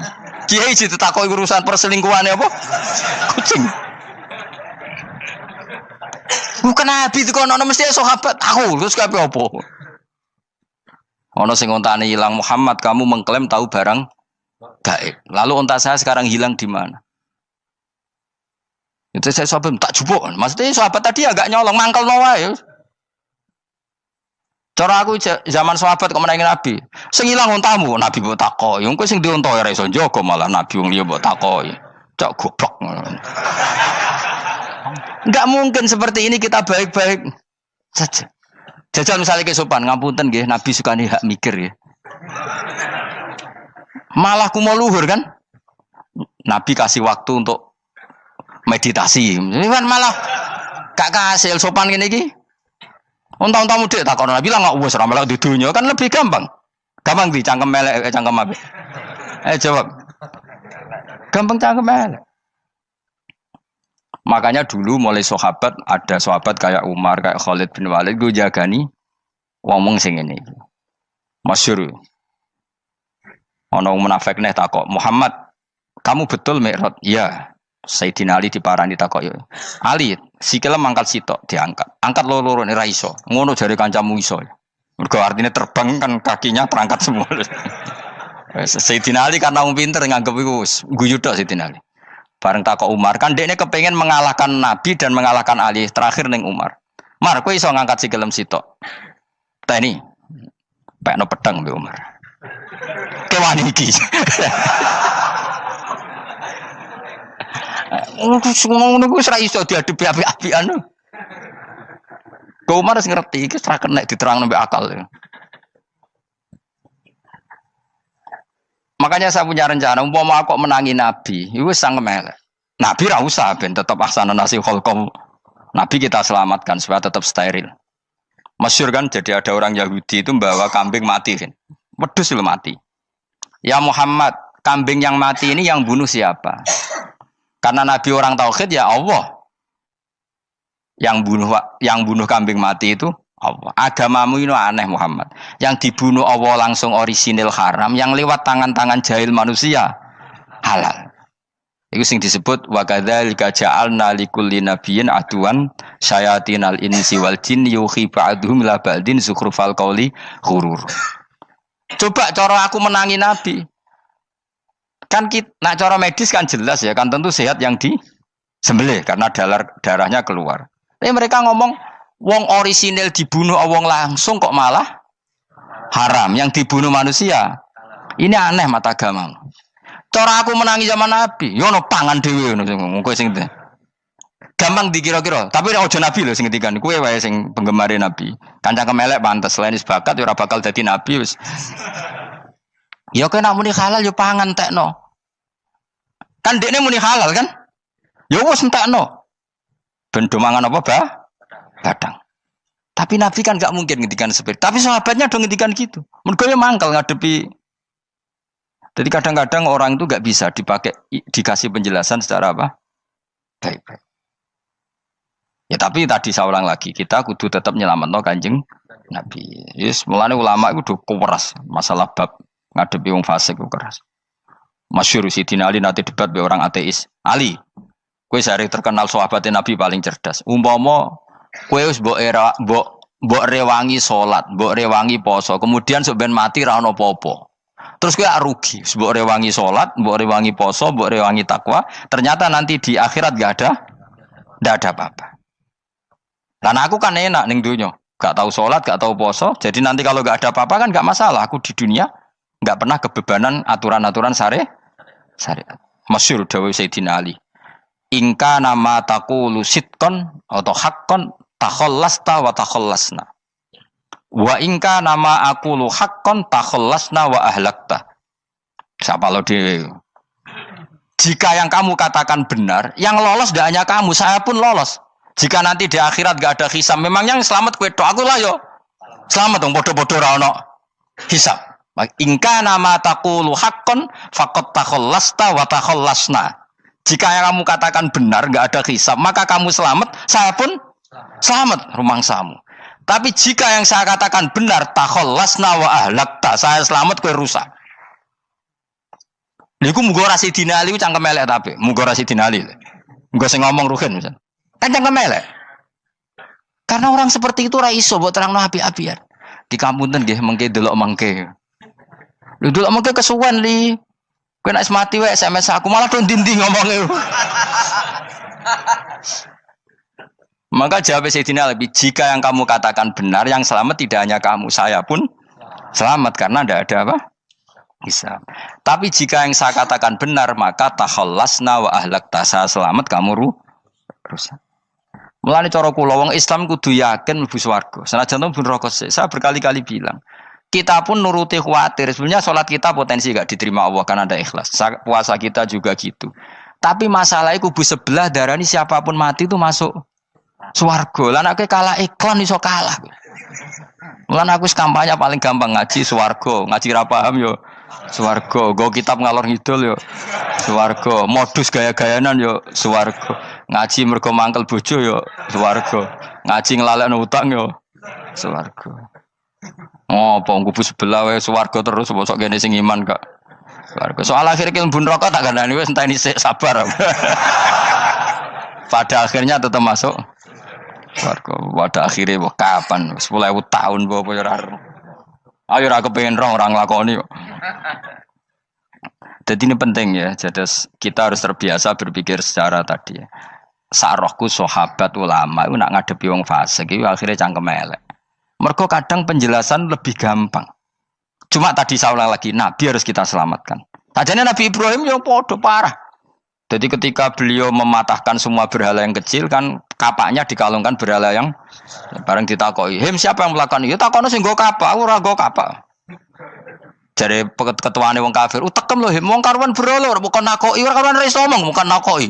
Lah utekem ning ndi karuan ora ngomong mbok sembah. Akhirnya berhubung Nabi Ibrahim darani ngendikan, lah sing nyora aku. Lah yo muga iku ora nabi, iku cangkem elek ta cangkem apik. Muga ora nabi lho. Mergo Nabi Ibrahim diutek-utekno, utekem lho mu karuan berhala watu kok kon nako.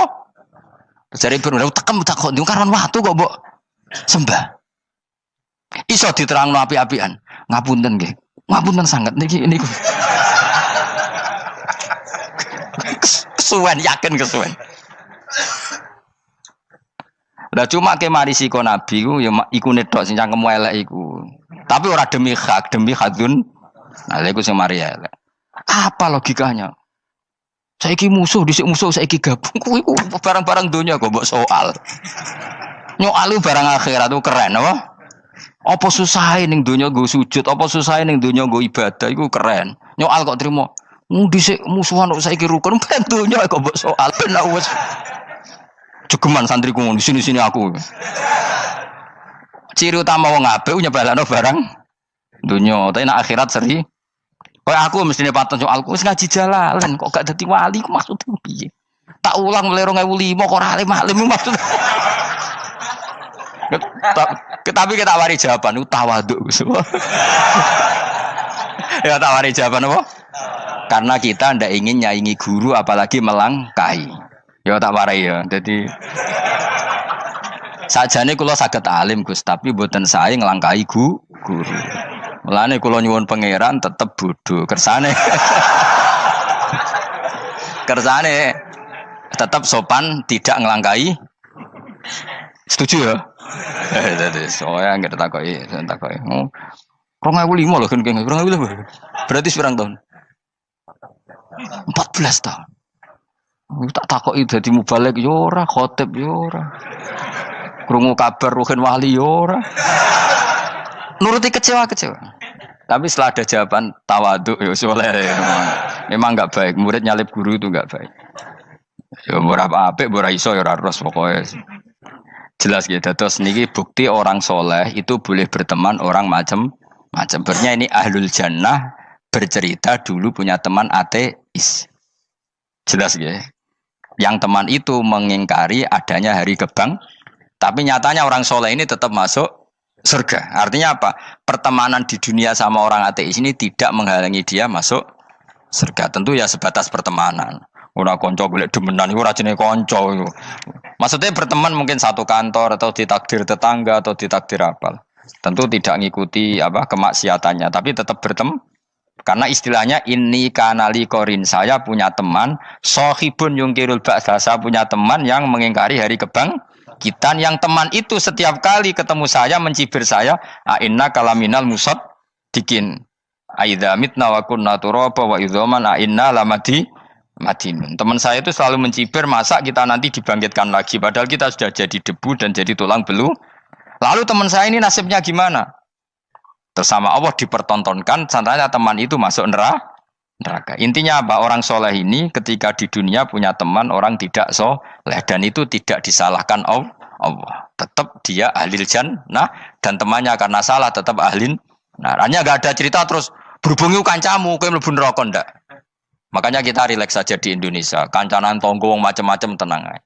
Sementing alaikum anfusakum la yadurrukum man dhalla idza tadaitum. Yang penting jaga diri kamu sendiri, dan setelah diri kamu terjaga, tidak masalah orang sekeliling kamu sesat. Ya ayyuhalladzina amanu alaikum anfusakum la yadurrukum man dhalla idza tadaitum. Jaga diri kamu, kualitas hidayat kamu jaga, kualitas kebaikan kamu jaga. Setelah semuanya terjaga, tidak masalah orang sekeliling kamu sesat. Ya kayak teman ini, dia punya teman ateis tapi dia tetap islami, dia konsisten dalam mempertahankan iman. Ternyata dia tetap ahlil jannah, padahal punya teman ateis. Jelas ya, terus niki supaya clear bahwa karena kita di dunia mesti berteman orang macam-macam. Apalagi semenjak saya dari Korea itu melihat orang Islam ingin bikin masjid, padahal bosnya orang ateis, teman kerjanya orang ateis. Tapi mereka nyatanya imannya tidak goyah. Mereka ingin bikin masjid, urunan bikin masjid, padahal temannya apa? Ateis. Dan itu nggak masalah. Nanti kalau itu soleh terus sampai di surga, golek bosku saya gini di. Iku nara ketemu ya ora lega. Jadi manusia itu masih ini swarga, nak gak ketemu rivale. Jadi sebenarnya, nak rival politik, nggak tahu saya itu, nggak ada ayatnya, nggak ada penjelasannya di Quran ini. Dan tidak perlu menjelaskan barang dunia terang non Quran kemuliaan. Bukan kalau terus nang sampai budi. Ka'annahu fa'amal terus budi. Innahum alfau aba'ahum dolin. Innahum sa'tamne kufar iku alfau padha metuki sapa kufar wajadu. Tegese metuki sapa kufar aba'ahum ing bapak-bapak kufar dipetuki dolina khalik sesat kabeh. Nah, mereka itu menjadi kafir karena punya tradisi bapak-bapaknya ya kafir. Terus setelah bapak-bapaknya kafir, fahum mongko te wong akeh ala asarihi ing atase jejak-jejak bapak-bapak wong akeh yurauna iku anut kabeh. Mereka punya bapak-bapak kafir dan kekafiran itu diikuti oleh mereka. Ya sajuna tegese padha ngikuti sapa wong akeh latibaihim maring anut ning abaihim. Fa yasrauna mongko gegancangan to sapa wong akeh ilahi maring ittibail aba. Maksudnya gini, kalau tahu senior kita sesat ya jangan ikut. Mereka enggak, bapaknya sesat nyembah batu, nyembah makhluk. Mereka ikut menyembah batu, menyembah makhluk. Harusnya kalau salah kan enggak perlu apa diikuti. Jadi kesalahan itu ya kadang ikuti tradisi. Tapi ya tradisi yang seperti itu, kalau tradisi yang baik ya harus diikuti. Walakotelan teman-teman sesat kau belum sedurunge iki generasi sopo akfarul awalin. Sopo aki-aki wong dhisik. Minal umami sing pira-pira umat almadiyati kang wis kliwat. Walakot arsalna teman-teman ngutus ingsun fiim dalem kabeh mungtirina ing sing meringatno kabeh minar rusul sing pira-pira rusul mukhawifina tur ngekeki peringatan kabeh fangzur mongko angen-angen sira kaifa kana kaya apa ana apa akibatul mudharin apa akibate wong sing dikei peringatan ayil kafirin tegese wong kafir kabeh ai akibatuhum tegese uta akibate kabeh akhir dari perjalanan mereka wa aladabu siksa. Orang yang tidak iman pasti akhir perjalanannya siksa. Senajan to ning donya mereka ngelola dunia lebih baik ketimbang kita, kehidupan dunianya lebih baik ketimbang kita. Intine kowe aja sampai kalah donya kalah akhirat. Awas kene. Kalah donya aja sampai sini-sini wong. Wis go jalalan jebule kalah donya. Gunane apa go konsep jalalan ngalor gitu. Tutulisi jalalan kalah di dunia menang akhirat. Jebule kalah pisan. Innalillahi wa inna ilaihi raji'un. Awas ke sebenarnya swarga sini-sini wong. Illa ibadah wahi kecuali pira-pira kaulian Allah al-mukhlasina kang ikhlas kabeh, al mukminina kang mukmin kabeh. Fa innahu mongko satuna ibadu wa al mukhlisin atau al mukhlasin iku najau. Iku selamat sapa kabeh minal adabi sanging siksa. Li ikhlasihim krana ikhlase wong akeh fil ibadate ing ibadah. Nak kira iki ta apa? Illa ibadah wahil mukhlasin sami nggih. Fathah. Kira iki ta napa? Lame fathah. Illa ibadah wahil mukhlasin iki. Tapi ana sing kira mukhlisin apa mukhlasin? Kira iki to. Hah? Ora lha jeng nang Quran. Mukhlas. Auli anna wa ta satemne wa ta'ala akhlaso nyelametno sapa mikhlasno sapa ing kabeh lah krana ikilah amal ala qiraati fathil lam ing atase wacanan maca lam. Dadi qiraah itu ada illa ibadah wahil mukhlisin, ada illa ibadah wahil mukhlasin. Jadi mang dua qiraah. Tapi ki anut sing umum ya aja aneh-aneh. Walaqad nadana nuhun fala ni'mal mujibun. Walaqad nadana lan teman-teman ndonga nek kita sapa nuhun Nabi Nuh bikauli iklan dawe Nabi Nuh, Rabbi inni makhlubun fantasir. Rabbi do pengiran ingsun ini sak temen ingsun makhlubun den kalahno, fantasir mongko kula aturi nulungi panjenengan. Fala ni'mal mujibun, mongko iku banget nikmate sapa al mujibun, sapa zat sing nyembadani lagu maring Nuh nahnu te kita. Aida'ana ala qaumi. Maksudnya Nabi Nuh ketika tertekan oleh kaumnya, kemudian Nabi Nuh berdoa kepada saya. Dan saya kata Allah fala ni'mal mujibun, zat terbaik yang memberi terkabulnya doa itu fala ni'mal mujibun. Ya Nuh berdoa kepada saya kata Allah, dan saya kata Allah adalah zat terbaik yang bisa mengabulkan doa. Itu jenenge apa? Fala ni'mal mujibun. Eda anak sing donga sapa Nuh nak ing kita ala qaumihi ing atase kaum Nabi Nuh fa ahlaknahum mongko ngrusak ingsun ing kaum Nabi Nuh bil ghoroqi kelawan tenggelam. Jadi kowe nak mangkel mbek wong-wong sing ora iman, iku pilihane iku kowe parek pangeran. Nak parek pangeran nak sing ora iman dikalahno pangeran. Kowe ora usah dadi ekstremis, malah ribet dhewe. Pasrahno napa pangeran. Lah nek kira wali ora mandi-mandi, ora mandi ya wis. Sementing kowe ning donya bernegara secara sehat, gak perlu dadi napa? Teroris, gak perlu dadi napa? Ekstremis. Karena Nabi Nuh ketika mangkel mbek kaume, Nabi Nuh ngebom mereka apa matur pangeran? Matur pangeran, kemudian pangeran sendiri yang ngambil napa tindakan. Kowe yo ngono mbek musuh-musuhmu sing hasud mbek kowe. Tapi mbah kok nang pangeran malah bela kono. Lah kadang musuhmu luwih bener timbang kono ya. Timbang kowe. Kono kerja keras sugih. Terus duwarani kowe sekere turu. Terus mbok pasutno jebule pangeran bener. Kok kowe pemalas. Kono bekerja keras. Ya mbah nak ngono. Lan jegeman di musuh wong saleh. Mergo nak maksudno malah balik ning kowe. Di musuh sing ra saleh dadi menang kowe. Nak padha ra saleh ya mbok ra jelas. Fa ahlaknahum mongko ngrusak ingsun hum ing kaum Nabi Nuh bil ghoroqi kelawan apa tenggel. Sing jelas nabi-nabi dulu nak kecewa ambek musuhe iku mature teng pangeran. Mboten kalau perang itu beda loh.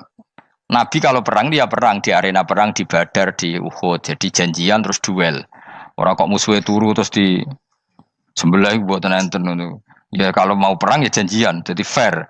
Mereka nantang Nabi, tentu kan tidak baik kalau kebenaran ditantang kebatilan tidak berat.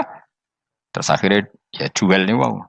Tidak. Yang jelas perang itu tidak sepihak. Makanya bahasa Arabnya takotul, saling perang. Jadi wazan kalau dalam nahwu itu dalam sorof itu qatala itu wazannya musyarakah. Musyarakah itu saling merang, saling nyerang. Jadi nggak boleh sepihak. Makanya janjian oke, mau iduna badrun. Kita perjanjian kita ketemu di apa?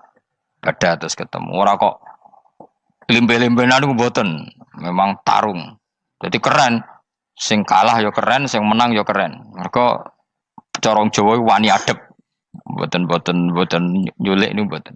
Sehingga disebut muqatalah atau napa kital. Masdarnya itu qatala yuqatilu muqatalatan. Malah latihan sorop lah jong. Karena syarat mufassir itu harus ahli nawa sorop. Wa najinahu lan nyelametno ingsun ing Nabi Nuh wa alahu lan keluargane Nabi minal karfil azim saking banjir sing gedhe. Ail gharqi tegese selamat sangka tenggelam. Wa ja'alna lan gawe ingsun zuriyata yang anak turun Nabi Nuhum al-bakin. Fanasu mongko te manusa kuluhum sakabeh nasikum minasli sanging turun Nabi Nuh alaihis salam. Makanya jenengan yang syukur. Jadi turunan yang sekarang itu sudah steril. Saya ulang lagi. Kamu ini sudah turunan yang steril. Tidak ada bapak yang kafir. Yo kowe kabeh sing ngaji Jalalain. Kowe kabeh. Ini mbah-mbah kamu sudah apa? Steril. Karena manusia pertama Nabi Adam, terus Nabi Adam seterusnya itu masih ada yang kafir macam-macam. Era Nabi Nuh ini bapak kedua. sing kafir tenggelam kabeh, terus ada orang 80 semuanya mukmin. Makanya kita-kita yang sekarang itu istilahnya Allah dzurriyyataman hamalna ma'nuh. Kita ini turunan orang yang diangkat di perahunya Nabi Nuh. Makanya manusia pertama dari Nabi Adam, terus itu masih macam-macam. Era setelah Nabi Nuh sudah steril, enggak ada lagi yang apa? Kafir. Umpama mbah-mbahmu ana sing kafir meneh, iku ya kafir sing ora asli. Sehingga engkok ya langkai wae. Mesti aja anggap langkai wae. Terus melok mbah sing napa? Sing mukmin. Ya jelas ya, fannasu kulluhum min naslihi alaihis salam. Jadi setelah periode banjir itu semua manusia itu sudah turunan Nabi Nuh dan pas itu sudah steril semuanya apa? Mukmin. Ya orang 80 semuanya orang apa? Nah, setelah itu ada lagi yang kafir. Lah aku ora roh iku sing dadi mbahmu ta ora roh. Ya ora perlu roh kowe. Mulane ora apal nasab penting kanggo biasa ben ora roh. Tadi fanasu mongko te manusa kulo miskaben nas iku minaslihi saking turunan Nabi Nuh alaihissalam. Bakana lan ana kula kedene sapa salah satu auladin sapa telu pira-pira anak Sam. Pertama Sam wa Abul Arab wa Faris wa Rum wa Ham wa Abu Sudan. Sing Hamu Abu Sudan, bapake wong napa? Sudan. Wa Yafas, ana sing maca Yafis. Yafas Abu Turki, bapake wong pundi? Wal Khazar, wa Ya'jud wa Ma'jud wa Magunalika. Mbah kowe minduane sing tira babamu sing. Abul Arab ira ngempesek. Persi kita ya kurang ganteng. Rom kira ora wong Itali. Kowe turunan ndi? Ham iku paling Abu Sudan wong ireng-ireng. Paling iku. Wis ben ngono, ben wis. Wa tarakna alaihi fil akhirin. Wa tarakna lan nyisakno ingsun apa koina tegese nyisakno ingsun ali ngatasin no tak sisakno sanaan khalid dadi pangalaman hasanan kang apik fil akhirin ing dalem periode-periode sing akhir. Minal anbiya sing pira-pira nabi wal umami lan pira-pira umat ila yaumil kiamat itu maka maring dina kiamat. Nuh jejak-jejak kebaikannya akan saya maklumatkan kebaikannya sampai ila yaumil kiamat. Mulane ora ono barokah kados ngaji, jenengan kudu syukur ngaji. Misalnya Nabi Nuh dititahno Allah akan dipuji ila yaumil kiamat. Yang muji siapa kalau enggak kita-kita ini? Barokahnya ngaji, kita tahu kehebatan Nabi Nuh, kita tahu sejarahnya Nabi. Berarti yang muji Nabi Nuh siapa? Ya kita-kita ini yang ngaji. Andai kan tidak ada yang ngaji, orang tahu enggak tentang Nuh? Enggak tahu kan? Makanya banyak wali yang enggak suka doa. Bukan karena anti doa enggak, katanya saya yang didoakan para yang sudah meninggal. Karena yang sudah meninggal itu sangat mencintai kita. Lan kula itu termasuk ulama sing jarang ndonga. Nggih ndonga tapi juarang banget. Ora koyo kowe men ndonga ora tau mandi. Kula nu jarang ndonga karena dawuh Kanjeng Nabi, siapapun yang menghidup-hidupkan sunahku otomatis layak mendapat doaku. Dawuh Nabi masyhur, ala khulafai rahmatullah. Siapapun yang mengganti saya berhak dapat rahmatnya Allah. Manhum ya Rasulullah. Siapa itu? Alladzina yuhyuna ma amatahun nas min sunnati, orang yang menghidup-hidupkan sunnahku yang sudah mati. Coba Nabi Nuh sekarang dapat titah dipuji di dunia ila yaumil. Yang muji siapa coba? Kita-kita kan. Karena kita menerangkan sejarah Nabi Nuh bahwa beliau adai ila Allah, beliau konsisten berjuang ila tauhid. Coba kalau tidak ada orang ngaji, siapa yang tahu Nabi Nuh? Man huwa, siapa dia? Kan tidak ada yang peduli. Itu kayak kasus Musaddiq dulu. Katanya Musaddiq kan punya pengaruh 40.000 orang yang ngakui Musaddiq itu Nabi. Ternyata itu keliru, itu hoax. Saya termasuk orang yang menanyai kenapa mereka menabikan Musaddiq. Tak tanya, kenapa kamu percaya Musaddiq Nabi? Memangnya kenapa kalau dia Nabi? Nah, kamu tahu Nabi apa? Nabi itu apa? Tidak tahu. Gitu. Makanya saya itu menyayangkan di berita. Sebenarnya yang mereka mengatakan Musaddiq Nabi itu tidak tahu Nabi apa itu tidak tahu. Cuma mereka percaya demokrasi. Kalau dia ngaku Nabi susahnya apa sih? Pikirannya itu. Susahnya apa kalau dia Nabi? Lah kamu tahu Nabi apa? Enggak tahu jadi. Repot kan? Itu kan seperti orang pakai nama Ghazali tapi enggak tahu sakralnya Imam Ghazali. Akhirnya ngefly. Jenenge Abdul Qadir Jilani beling ora karuan. Mergo ya ora roh. Ya kok jenenge Mustofa ini. Orang pilihan tapi ya kelakuane ngene iki. Aduk Ruhin di wong sing tukang istirahat. Dadi maknane Mas Ruhin wong sing seneng. Mulane turu. Dadi saroha maknane istirahat. Nganggo sintasin. Sinta itu tukang istirahat bener udah pemain itu. Ya ora apa-apa, donya sepele kan tinggal istirahat. Jadi makanya kan nggak ada ulama yang nggak dicintai para wali yang sudah meninggal karena tadi siapapun yang menghidupkan sunnahku setelah sunnah itu mati maka dapat doaku. Sehingga ulama ya doanya ya biasa aja, ndak usah berlebihan, ya sedungos. Karena kita yakin dongane Nabi luwih mandi timbang doa kita. Kalau kita menghidupkan sunnahnya Nabi, ngaji maksudnya. Cuma namun di sunnah Rasul gak tahu ngaji. Sunnah Rasul yo ngaji iku sing karuan. Wis jelas Nabi itu status pokoknya apa? Pengajar apa? Masyhur itu. Buistu mualliman. Sebagian riwayat pakai innama buistu muallim. Saya diutus hanya sebagai pengajar. Termasuk melakukan sesuatu yang tidak ideal itu Nabi lakukan demi status mengajar. Misalnya begini, sama tak bedai, kok tak latih pinter. Tawaf jalan kaki sama naik skuter atau naik kendaraan itu afdal mana? Enggak, jawab saja. Afdal jalan kaki. Tapi Nabi ketika tawaf itu naik unta. Naik apa? Sehingga ulama ijma tetap saja tawaf naik unta sama jalan kaki afdal jalan kaki. Padahal Nabi kalau tawaf itu karena Nabi naik unta itu statusnya adalah mengajar, menunjukkan kalau itu sah. Jadi nilainya bukan enak-enak naik unta, tapi mensyariatkan kalau itu sah. Dong ya? Kayak saya pakai baju hem, dengan orang Arab pakai jubah. Mungkin cara Allah itu afdol saya orang Indonesia loh ya. Maksudnya saya ini orang Indonesia. Maksudnya saya orang Indonesia, saya ulang lagi. Bukan dengan status Habib atau ulama atau orang Arab. Guling-gilingan bahwa saya mengesahkan baju hem untuk sholat. Makanya dulu pernah di salah satu komunitas tabi'in, saya ulang lagi tabi'in. Itu semuanya pakai jubah, pakai serban. Jabir yang sahabatnya Nabi termasuk Abdullah bin Mas'ud, dia datang ke masjid, jubahnya itu dicopot. Terus dia sholat tanpa pakai jubah. Sampai geger tabiin, ini gimana sahabatnya Nabi sholat kok pakai jubah dicoplok, dicendel loh. Terus dia sholat. Ketika sholat ditanya, ya sohibah Rasulullah, kok ini sahabatnya Nabi sholat pakai jubah kok malah dicopot. Supaya kalian semua tahu bahwa kita dulu zaman Nabi biasa sholat pakai sarong, terus diikatkan di leher, saking tidak menemukan jubah. Tapi itu menjadi penting supaya orang tahu bahwa syarat sahnya sholat tidak bergantung harus pakai jubah. Meskipun kita sepakat pakai jubah sunat, kita selalu sepakat pakai jubah sunat. Tapi harus ada yang enggak. Kalau semua kiai pakai jubah, nanti satpam harus pakai, supir harus pakai. Karena kalau mau sholat jadi bingung. Ini barokahnya Jabir, orang tahu ternyata sholat itu yang paling pokok adalah nutupi aurat. Sama Rasulullah itu kadang tidak melakukan ibadah kelas paling afdol. Kayak tadi beliau tawaf naik unta. Tapi itu menjadi afdol karena nilainya mengajarkan bahwa itu sah. Paham gitu? Terus beda. Perilaku sama pengajaran itu beda. Rasulullah itu gak mungkin sholat lupa. Tapi Nabi pernah lupa. Andai kan Nabi tidak pernah lupa, kita tidak tahu caranya kalau sholat masyhur itu. Nabi pernah sholat hanya 2 rakaat. Terus beliau akan pulang. Terus sahabat diam semua karena mereka punya adab. Terus ada orang yang agak bedui. Aku sirati sholatu amnasita ya Rasulullah. Ini sholat model qashar apa memang kau lupa? Karena sahabat mulai dulu sudah ngerti usul fikih. Kalau ini duhur 2 rakaat mulai besok berarti 2. Karena ngambil yang paling akhir. Zaman Nabi kan ada nasa mansuh. Kalau tak kemarin duhur 2 berarti duhur terkini 2.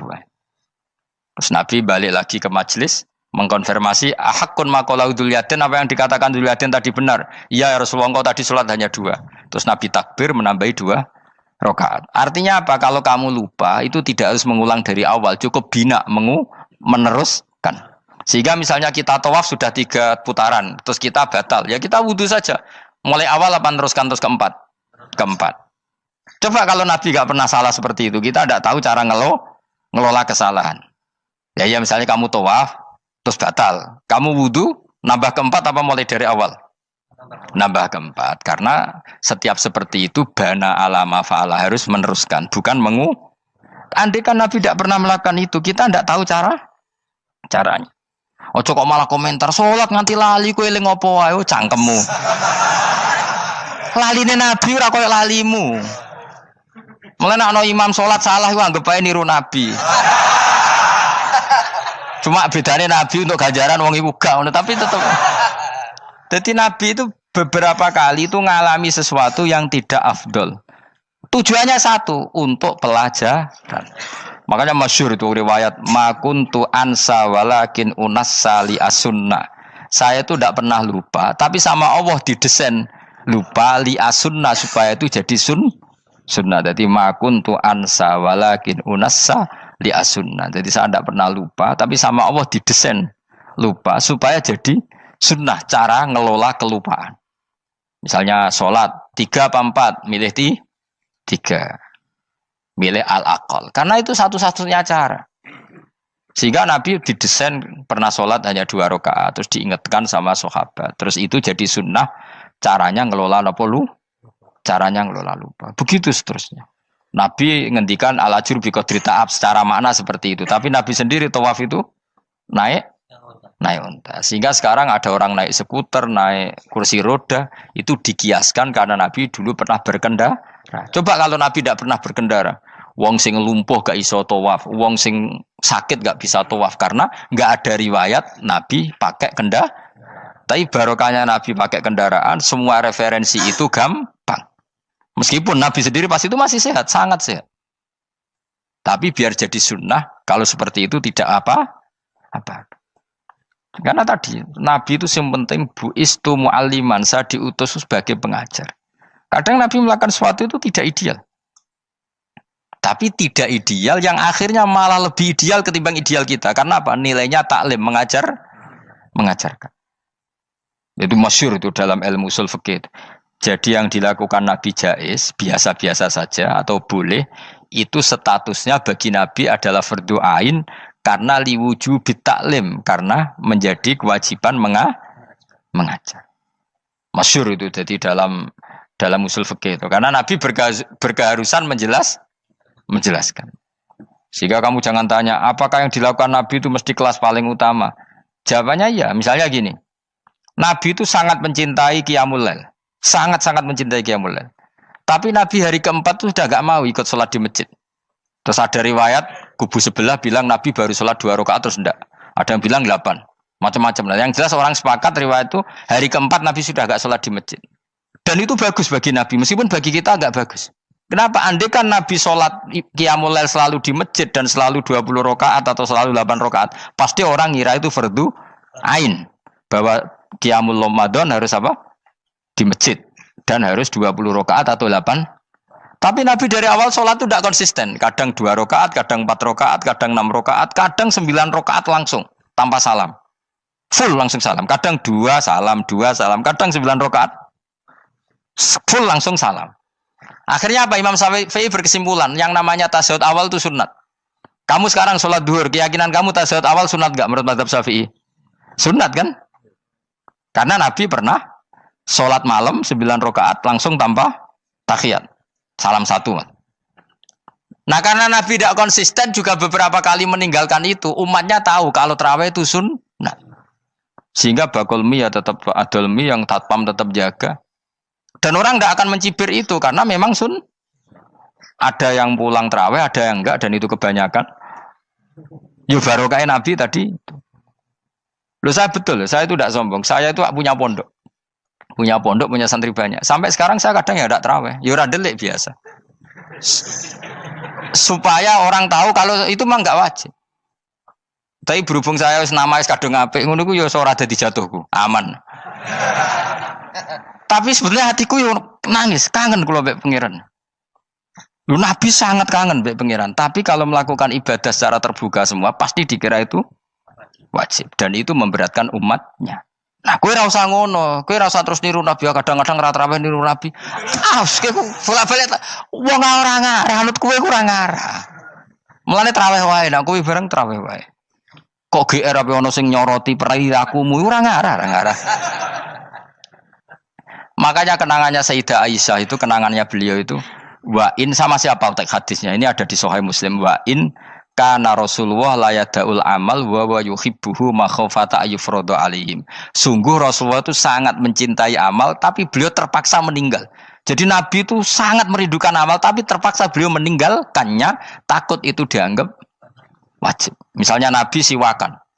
Kebayang nggak kalau kamu bangun tidur nemu bupati nggak kebayang, nemuin presiden apalagi nggak kebayang. Lalu kamu bangun tidur langsung sholat, wudhu terus sholat tanpa siwakan, kebayang nggak kan? Nggak kebayang. Jika kata Nabi, umpama saya itu tidak memikirkan umat saya, sikatan itu tak wajibkan setiap orang mau sholat. Wong kita mau ketemu presiden, menteri saja, bangun tidur mesti sikatan dulu baru ketemu. Masa ketemu Allah tidak sikatan? Artinya Nabi itu nggak kebayang, nggak pakai siwak tuh nggak kebayang, karena mau sowan pangeran. Padahal lisannya Nabi sudah thayyib, sudah wangi.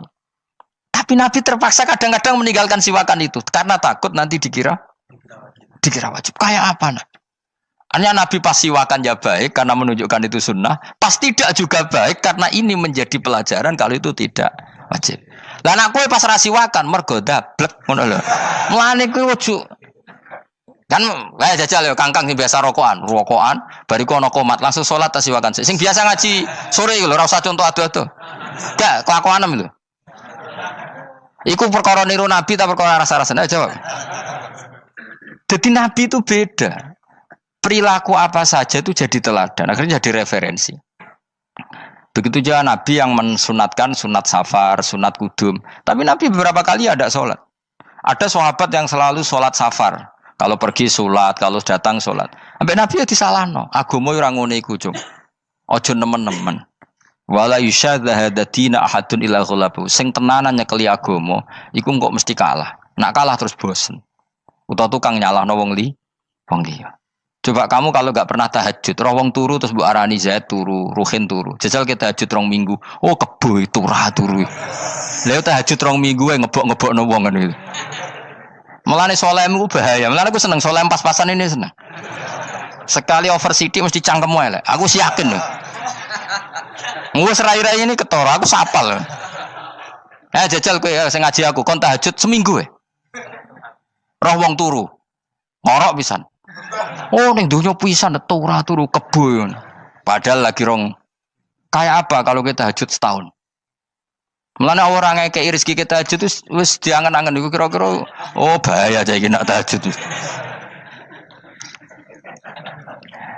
Tapi aku tetap sunat tahajud, tapi kelakuannya belum dijogo. Maksudnya ya tahajud tanpa ngritik orang. Nak kowe kuat ngono ya monggo.